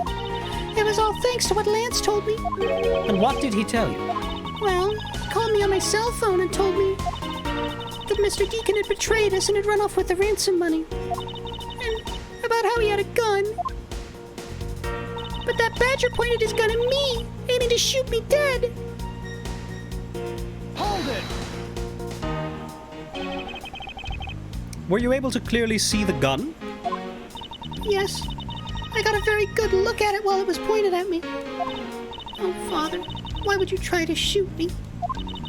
You really think a father would shoot his own daughter, Mr. Edgeworth? I don't know. I don't want to believe it myself. But it's true. My father's left arm was raised with a gun in it, pointed straight at me. I'm about to die, I thought.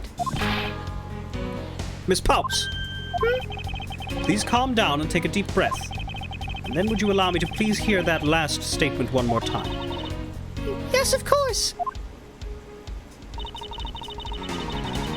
But that badger pointed the gun in his left hand at me, aiming to shoot me dead. Hold it! And you felt that your life was in danger, correct? Yes, I'm about to die, I thought. So... That's why I used the gun I got from Lance. You shot Mr. Deacon. Miss Palps, Yes, I shot him. And that, as they say, is that. Agent Lang, Miss Palps is far from done. She hasn't even finished her testimony yet. You're going to continue questioning her? What a waste of time. Miss Palps, if you please. All right. So, left hand. Oh, there was another. Oh, I thought it was done. poor Miss Palps. What will become of her, Mr. Edgeworth? She seems to be telling the truth regarding what happened at the stadium.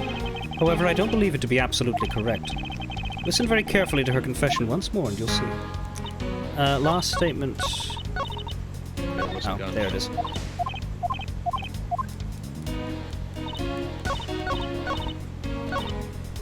There was a gunshot, the other person crumpled to the ground, and I ran, scared for my life. Did you take off immediately following the gunshot?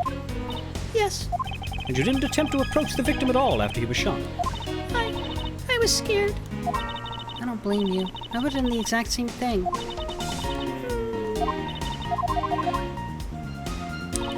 Right, so the one we have is that badger pointed the gun in his left hand at me, aiming to shoot me dead. So we have a few things here. The Blue Badger Bible suggests that the Bad Badger holds his fake, well, his non-live ammo firing gun in his right hand. But we also have Colin Deveray being listed as having a dominant right hand.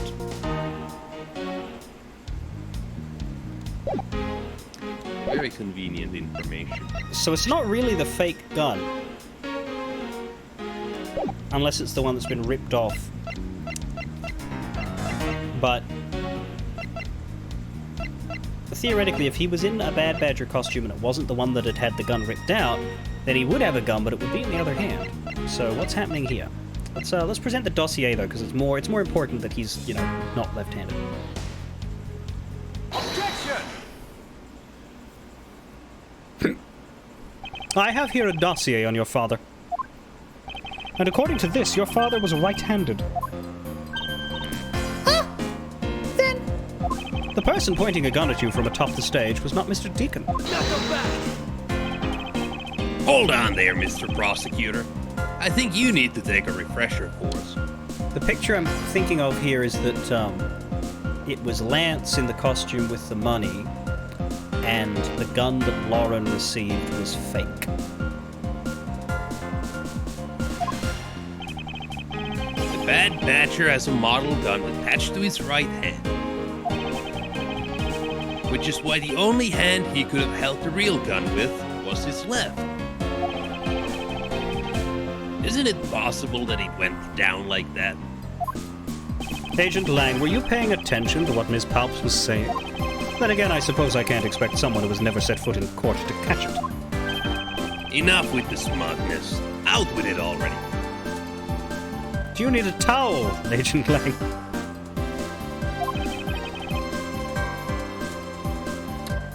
Ms. Palps told us earlier. there was a Bad Badger pulling the suitcase with the 1 million in it. According to you, the Bad Badger had the gun in his left hand, which would mean that he was pulling the suitcase with his right hand. Is that correct, Miss Palps? Yes, exactly. And I'm sure it was the Bad Badger. It had those huge sunglasses on its face. But if that's the case, even I can see there's a huge contradiction. Yes, Miss Palps claims to have seen the Bad Badger, and yet the Bad Badger had both of his hands full. These two pieces of information contradict each other, so one must be wrong. Both hands were not occupied. Both are correct. It wasn't the Bad Badger. If he was wearing the suit that had the gun ripped out, then his right hand could have been free to carry the suitcase. His left hand could have carried whatever gun he wanted. And then that ripped out gun could have been given to Lauren. They are both correct. Impossible! That just leaves us with an irresolvable contradiction.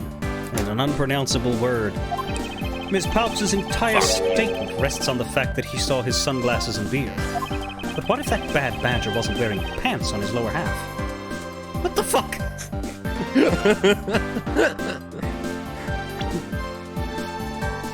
Right, because of the head. It was a mix and match costume. Right, I get it. Yeah, because the Blue Badger... The Bad Badger does have a pair of pants on. The Blue Badger doesn't. Proto Badger doesn't. Headpiece is the same way. Okay. This proves there was a way for the Bad Badger to freely use both of his hands. Take that! The costumes have two parts to them, the head and the body. Oh, I get it now. The head Miss Palps saw was probably really the head of the Bad Badger. However, is it not possible that the body was that of an entirely different badger? Different badger? Yes. Metal Gear. Or to put it more bluntly, I believe it was the lower half of this badger. The body of the Bad Badger Miss Palps saw really belonged to this badger. It's a 50-50 shot here, I don't... You remember the other badger we saw? She was blue, wasn't she? She was the Blue Madger? Alright. We will focus on the Proto Badger's junk. Take that!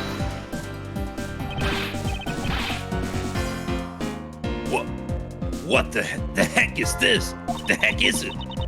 It's the Proto Badger. Yes, and it's a simple matter of process of elimination. Miss Palps was wearing the Blue Badger's costume, so we can eliminate that one. And the Pink Badger is of the wrong color, which would have been incredibly obvious. All that is left is the Proto Badger costume. Miss Palps, who was the one who wore the Proto Badger costume?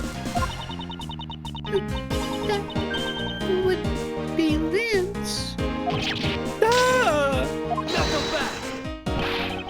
Are you saying what I think you are? That Lance Amano donned the Bad Badger's head and pretended to be Mr. Deacon? On top of which, he plotted to shoot Miss Palps while wearing that hideous thing? The stage that was set up in the stadium was nothing more than that. A setup. And its purpose was to lead Miss Palps into believing she had committed murder. Standing there, in front of Miss Palps and pretending to be the victim. It was all done so that she would pull the trigger. I have no idea what you're talking about. Why exactly would I have to do all that, huh? There is but one reason. Lance Amano, you are the real culprit behind the murder of Mr. Oliver Deacon. What? No! That's slander. Take it back. You take it back right now. Just out of curiosity, Lance, which is your dominant hand? I'm left-handed. But what does that have to do with anything? It depends. According to Miss Palps, her attacker held a gun in his left hand. You mean he would just tell that outright that he's left-handed? I mean, who is what-handed doesn't prove a thing. And besides, now you're just being absurd. It's not like the Proto Badger is bulletproof. One misfire, and he would have found himself dead, right? Objection! Of course. Logically, if he had been shot, he probably wouldn't be here with us, but I believe he had thought of that as well, and prepared accordingly. This should be all the evidence you need. This is how Lance made sure that he wouldn't be hit by a bullet. Fake gun! Take that! We found one half of a Bad Badger costume in the hideout, broken. It was not the same one that the victim was wearing, plus it was missing something. And that something is the model gun that the Bad Badger carries, which can fire blanks. What? Ms. Palps, where is the gun you used now? I threw it away into the sea. That makes it a bit tough to verify what it was. Although I believe that we can safely assume that it was the model gun in question. I've heard enough. All you've been spouting so far is pure conjecture. I admit that, as long as the model gun is lost to us, I can't prove I'm right. However, I can say that the probability that I am right is very high. Okay, let's pretend that you're right and that the murder was at the stadium was a fabrication. Game over. In that case, where do you think the murder really took place, Mr. Prosecutor? I don't know. Yet. I knew you were full of it. However, I do believe that the murder took place during an earlier time frame. Hold it! Please wait a second, it's simply not possible. Because I saw Mr. Deacon after he was restrained by Lance. She saw the victim in the state of being restrained? What Ms. Palps saw. I came back to the hideout long after the other two. By that time, Lance had already subdued and restrained Mr. Deacon. He had tied Mr. Deacon securely to the beam in the room next door. After that, the two of us put on our costumes and made our escape. So Mr. Deacon must have escaped after the two of you left, right? We thought that it would attract too much attention if we left together, so I left first. We planned to meet up again at the stage in the stadium. But then, as I was walking through the park, I got a call from Lance on my cell phone. Oliver managed to escape. It looked like he was waiting until I was alone. He also stole the gun from me at that time. And then the murder happened. Mr. Deacon must have overheard their plan to meet up at the stage. Well, Mr. Prosecutor, Miss Palps saw the victim with her own eyes. Which means that the victim was still alive at that time. Wouldn't you agree? Why does that sound wrong to me? There must be something amiss about this account. Let's see what happens when I examine it in more detail. What Ms. Palps saw.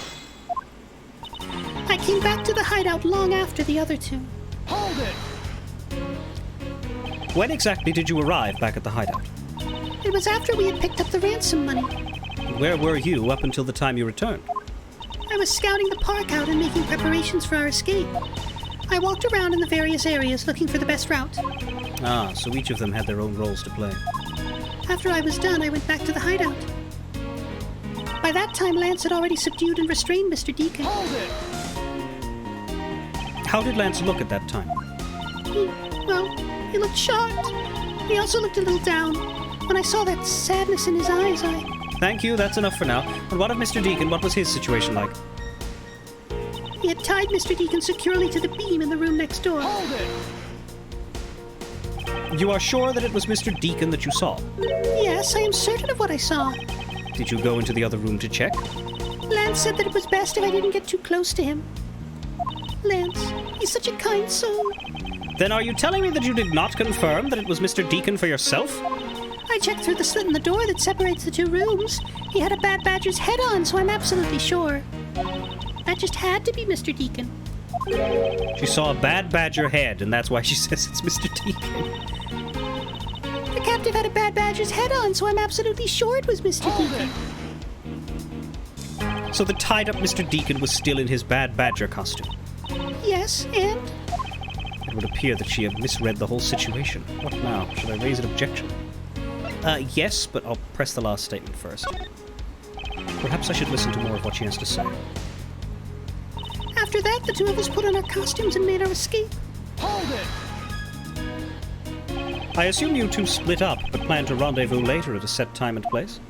Yes, we planned to meet up at the stage, and then I left at the hideout not so long after. And what about the ransom money? You mean that absolutely tasteless suitcase? Lance was supposed to bring that with him. But Oliver stole it from me, along with the gun, when he escaped. If Mr. Deacon was alive in the hideout, then the murder must have happened after that, meaning it probably all went down at the stage. I mean, I can't really see why Miss Palps would lie at a time like this, you know. Kay, I don't think she is lying, but rather that she's making a bad assumption. She is? Yes, and I intend to show what that bad assumption is. Yeah, this one's bone dead easy. She's just presuming the head has a dude in it. Hold it!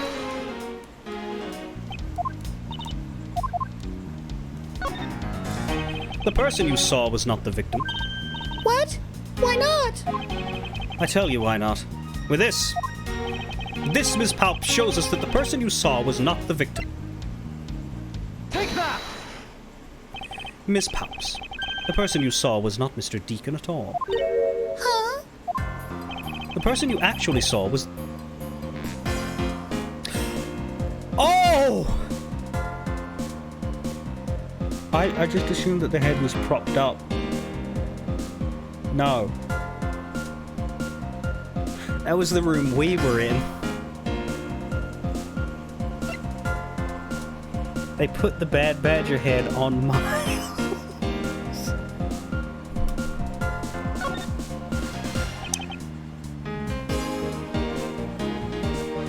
It was me!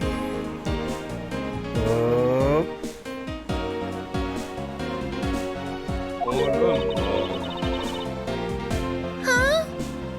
The person I saw was you, Mr. Edgeworth? I always thought it was a bit odd. Why would the kidnappers abduct me even after I'd handed over the ransom? It's not as though I saw the face of the kidnappers. If I were them, I would have just taken the $1 million and ran. But in the end, there was a point to it all. It was to make me look like Mr. Deacon.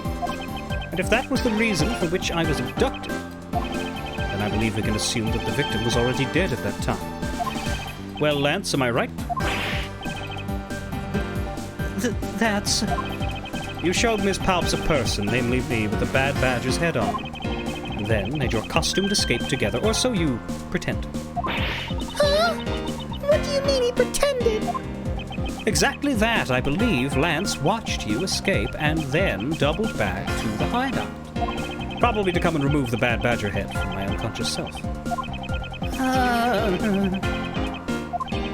And to create this fake prison with the prop sword, he then escaped via the passage. Hold your tongue, boy. Don't get caught up in that tidal wave of words coming out of Mr. Prosecutor's mouth. I Tidal still wave? have to defend the bad guys. We've heard a lot come out of you, but I'm yet to see a shred of evidence. The victim's betrayal and his subsequent detainment. All of that could have happened while you were out cold. That's right. You were out for quite a while, Mr. Prosecutor. Even if that were the case, Miss Palps would have still seen me tied to that beam. I was scared of Mr. Deacon, so I didn't go into the next room. So I really have no idea if you were in there or not, Mr. Edgeworth. You see, it would seem that you can't prove a thing.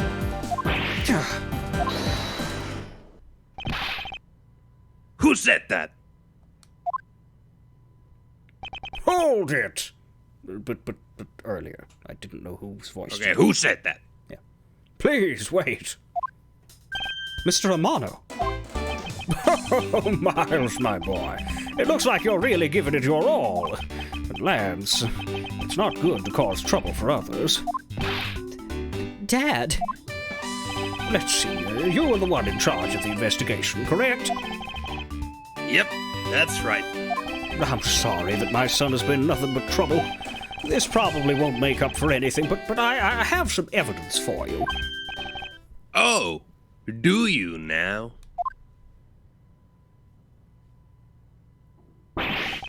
Is that what I think it is?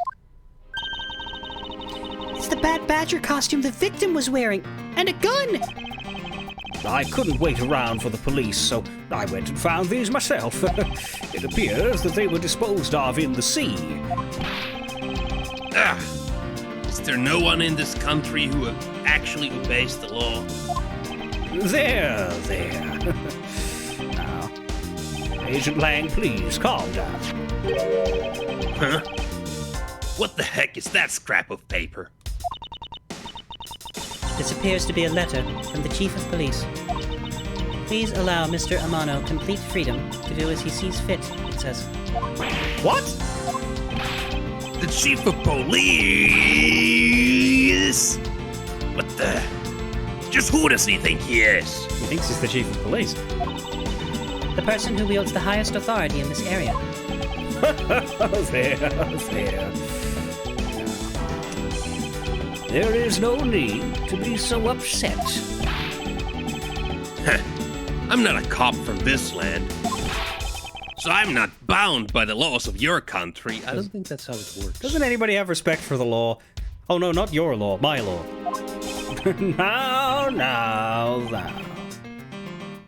This wasn't meant to strong arm you into anything, it's just a request. I'm only asking that you please respect the laws of the land. I can't really say no to that. However, returning to the topic at hand. It doesn't matter who found the evidence, its value remains unchanged. Alright now, let's take a look at this new evidence. I've already got the results back. I had a special forensics research lab that I'm on good terms with conduct the tests. They verified that the blood on this costume belonged to Oliver.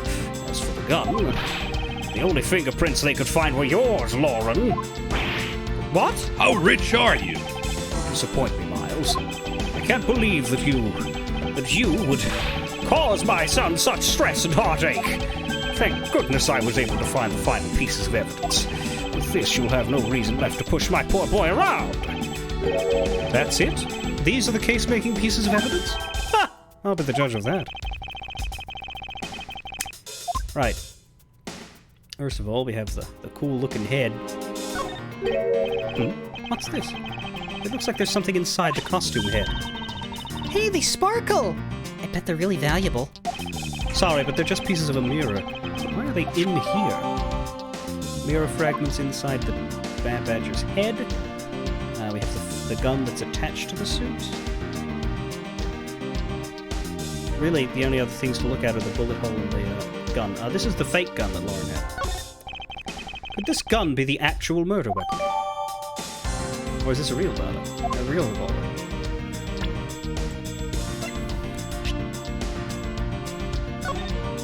Oh, okay.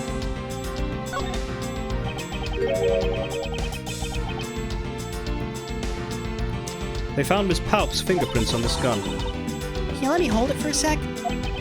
I shouldn't if you don't know how to handle it. Besides, Miss Paup's prints are on it. Look, I'm wearing gloves. It'll be okay. I just want to take a look, that's all. It's not like I'm gonna run off with it. The only things I don't return are treasures. Stealing either one would land you in jail.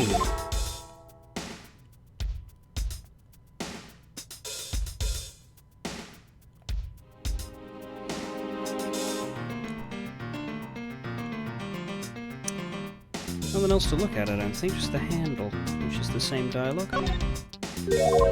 Yeah, okay.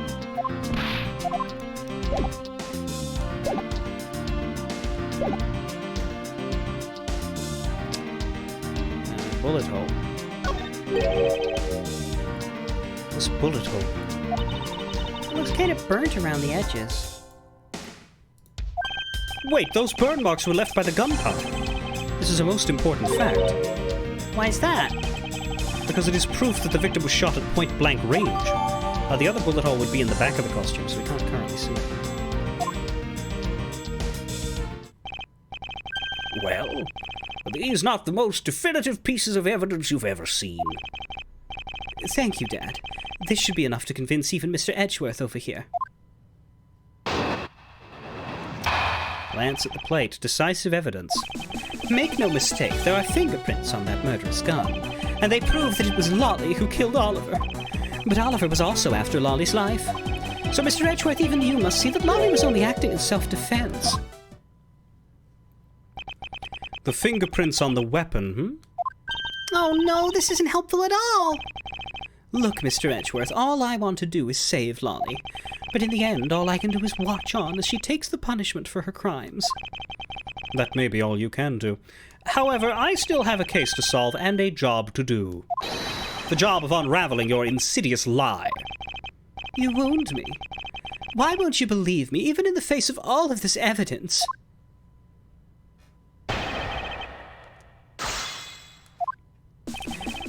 Make no mistake, there are fingerprints on that murderous gun. Hold it! Those fingerprints, are you sure they belong to Miss Palps? There's no mistake about it. Through my connections, I had the best forensics techniques money can buy before. I find that to be a bit peculiar. What? Are you trying to pick an argument with me? What should I do? Let's not just yet. It's only the first step. Perhaps I should wait and see how this pans out first. And they prove that it was Lolly who killed Oliver. You sure are calm for someone who was accusing his own girlfriend of murder. You have it all wrong. Allowing her to pay the price is a form of love. She says that she also wants to pay back her debt to society, but Oliver was also after Lolly's life. Hold it! And why do you believe that the victim was set on taking Miss Palp's life? I suppose it's because he wanted to silence her. To keep her quiet, because she knows the truth behind the kidnapping. In that case, why did he not target you as well? That's because he knew that if he killed me, he wouldn't be able to control my father. Right you are. Even if it cost me millions, I would have had the killer found. I believe he didn't kill you for an entirely different reason. However, I digress. Look, more than why he didn't kill me, I'm worried about what'll happen to Lolly. So, Mr. Edgeworth, even you must see that Lolly was only acting in self-defense. Hold it! Justified self-defense. I suppose that is a possibility, given the circumstances. Really? Oh, thank goodness. However, self-defense was not necessary in this case. What do you mean? Miss Palps is innocent. She didn't do anything, so why would she need to defend herself from nothing? You still don't believe a word I say, do you? His entire argument hinges on the fact that her fingerprints are on the gun. However, the truth does not lie there. It lies in whatever he is hiding from me. But not for long. We can raise an objection here. Hold it! Where they belong to Miss Palps, I find that peculiar. Frankly, I don't believe that Miss Palps' prints should be on that gun to begin with. And the reason why Miss Palps' prints should not be on the gun is... I don't know.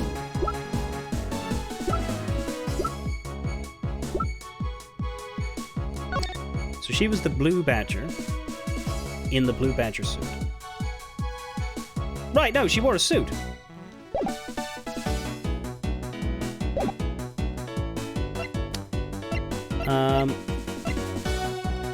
Costume?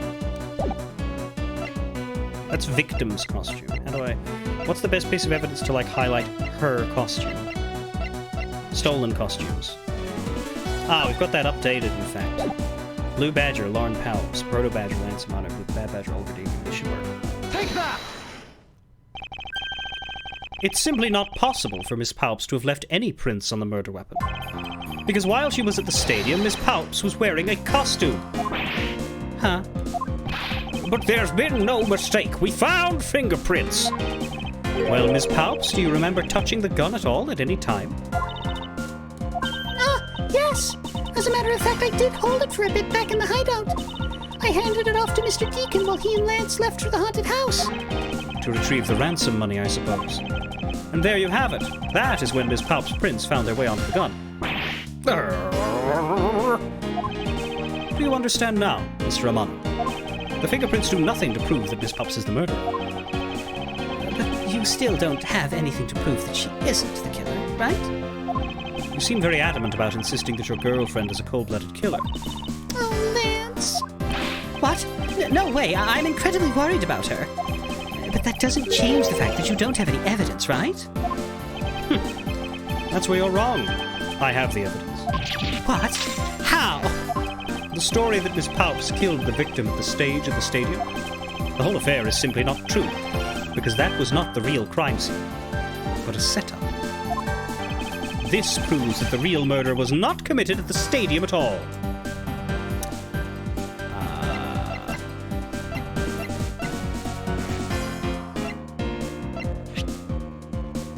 Gunpowder or burn is proof he was shot from point blank. I think it's this.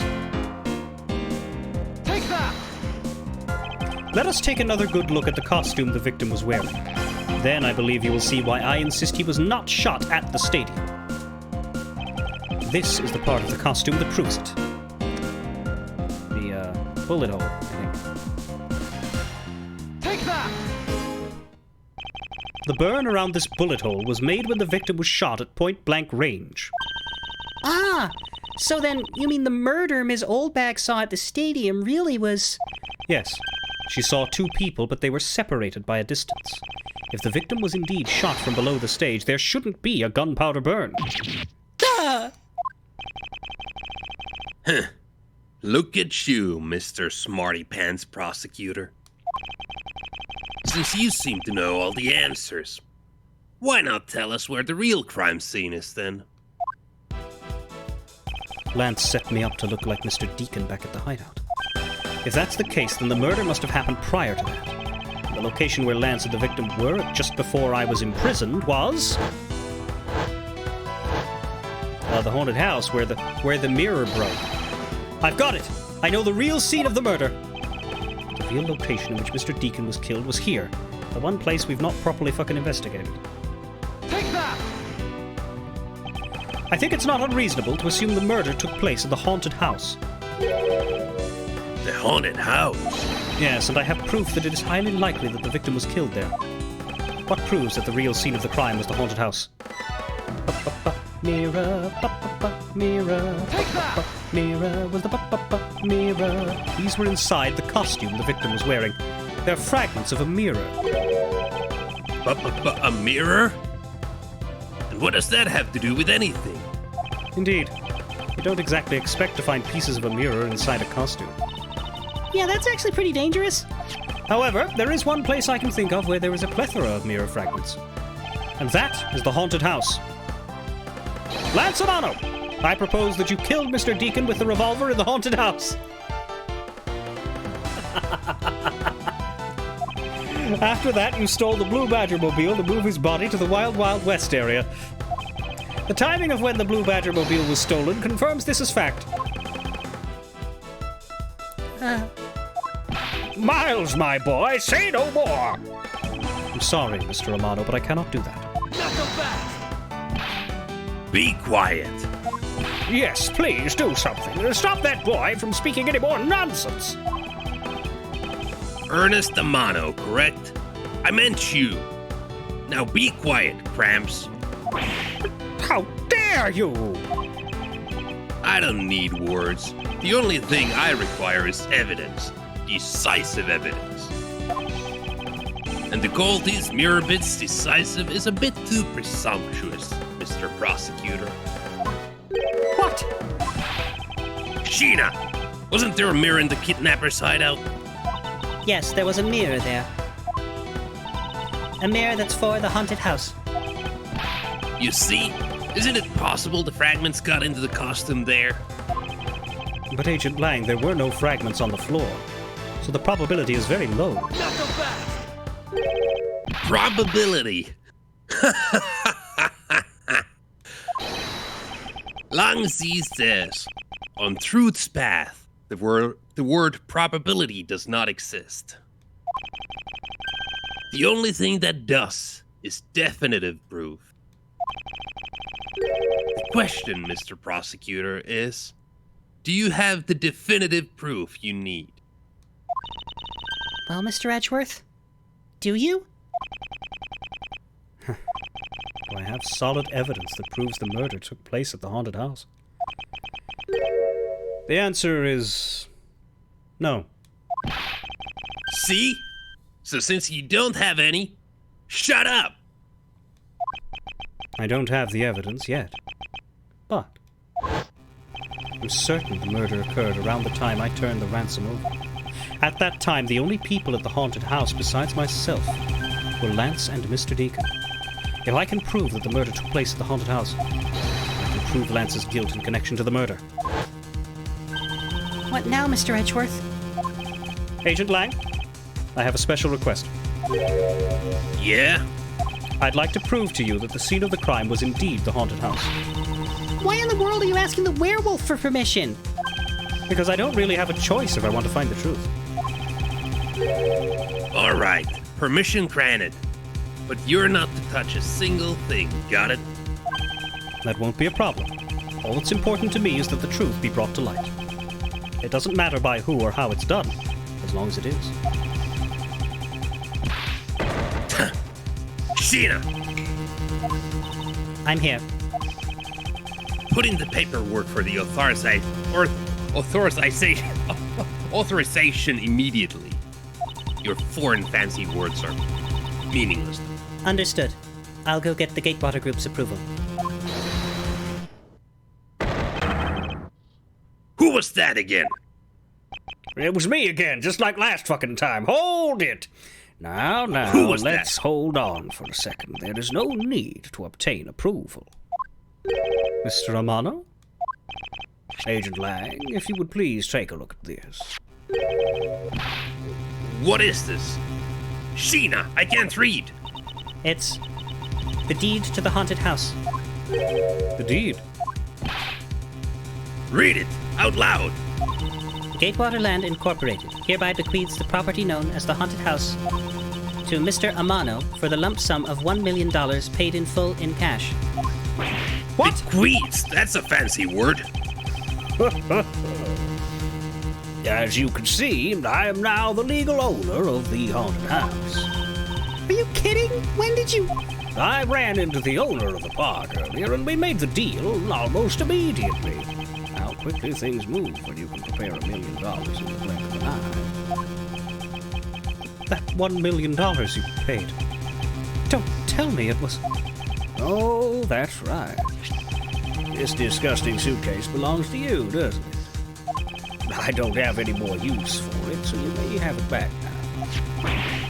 You used the ransom money? My Lance is a good boy. Even apologized for the kidnapping a bit earlier. So I do believe that I will forgive him.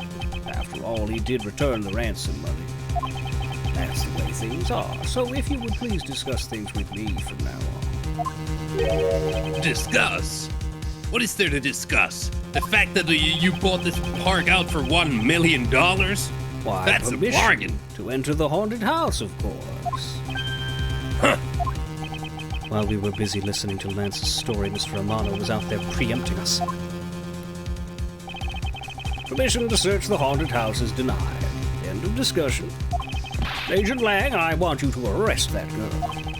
Miles, you should hurry on home now, my boy, before I really lose my temper.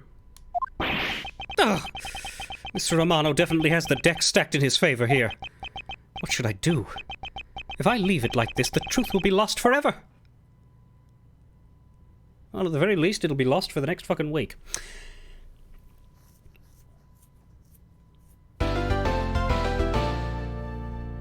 That is pretty good timing. I don't have faith that I would be able to do the next section in full before I have to leave, because I will have to leave within the next probably half hour. So thanks. You forgot to bring the save window to the big screen.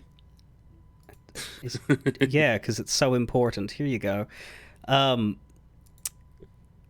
Thank you, Snip, for joining me as the brilliant investigator Shilong Lang, who is always right in all of his assumptions and has boundless feats of imagination.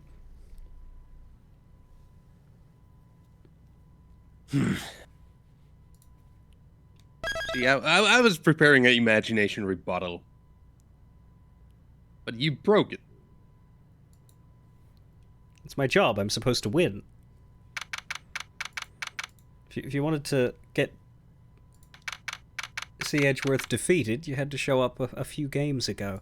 Let me just save the states as well, but the save, the raw manual save should work. Anyway, I have to run. I will see everybody tomorrow for Final Fantasy XIV. Fare thee well. See you next time.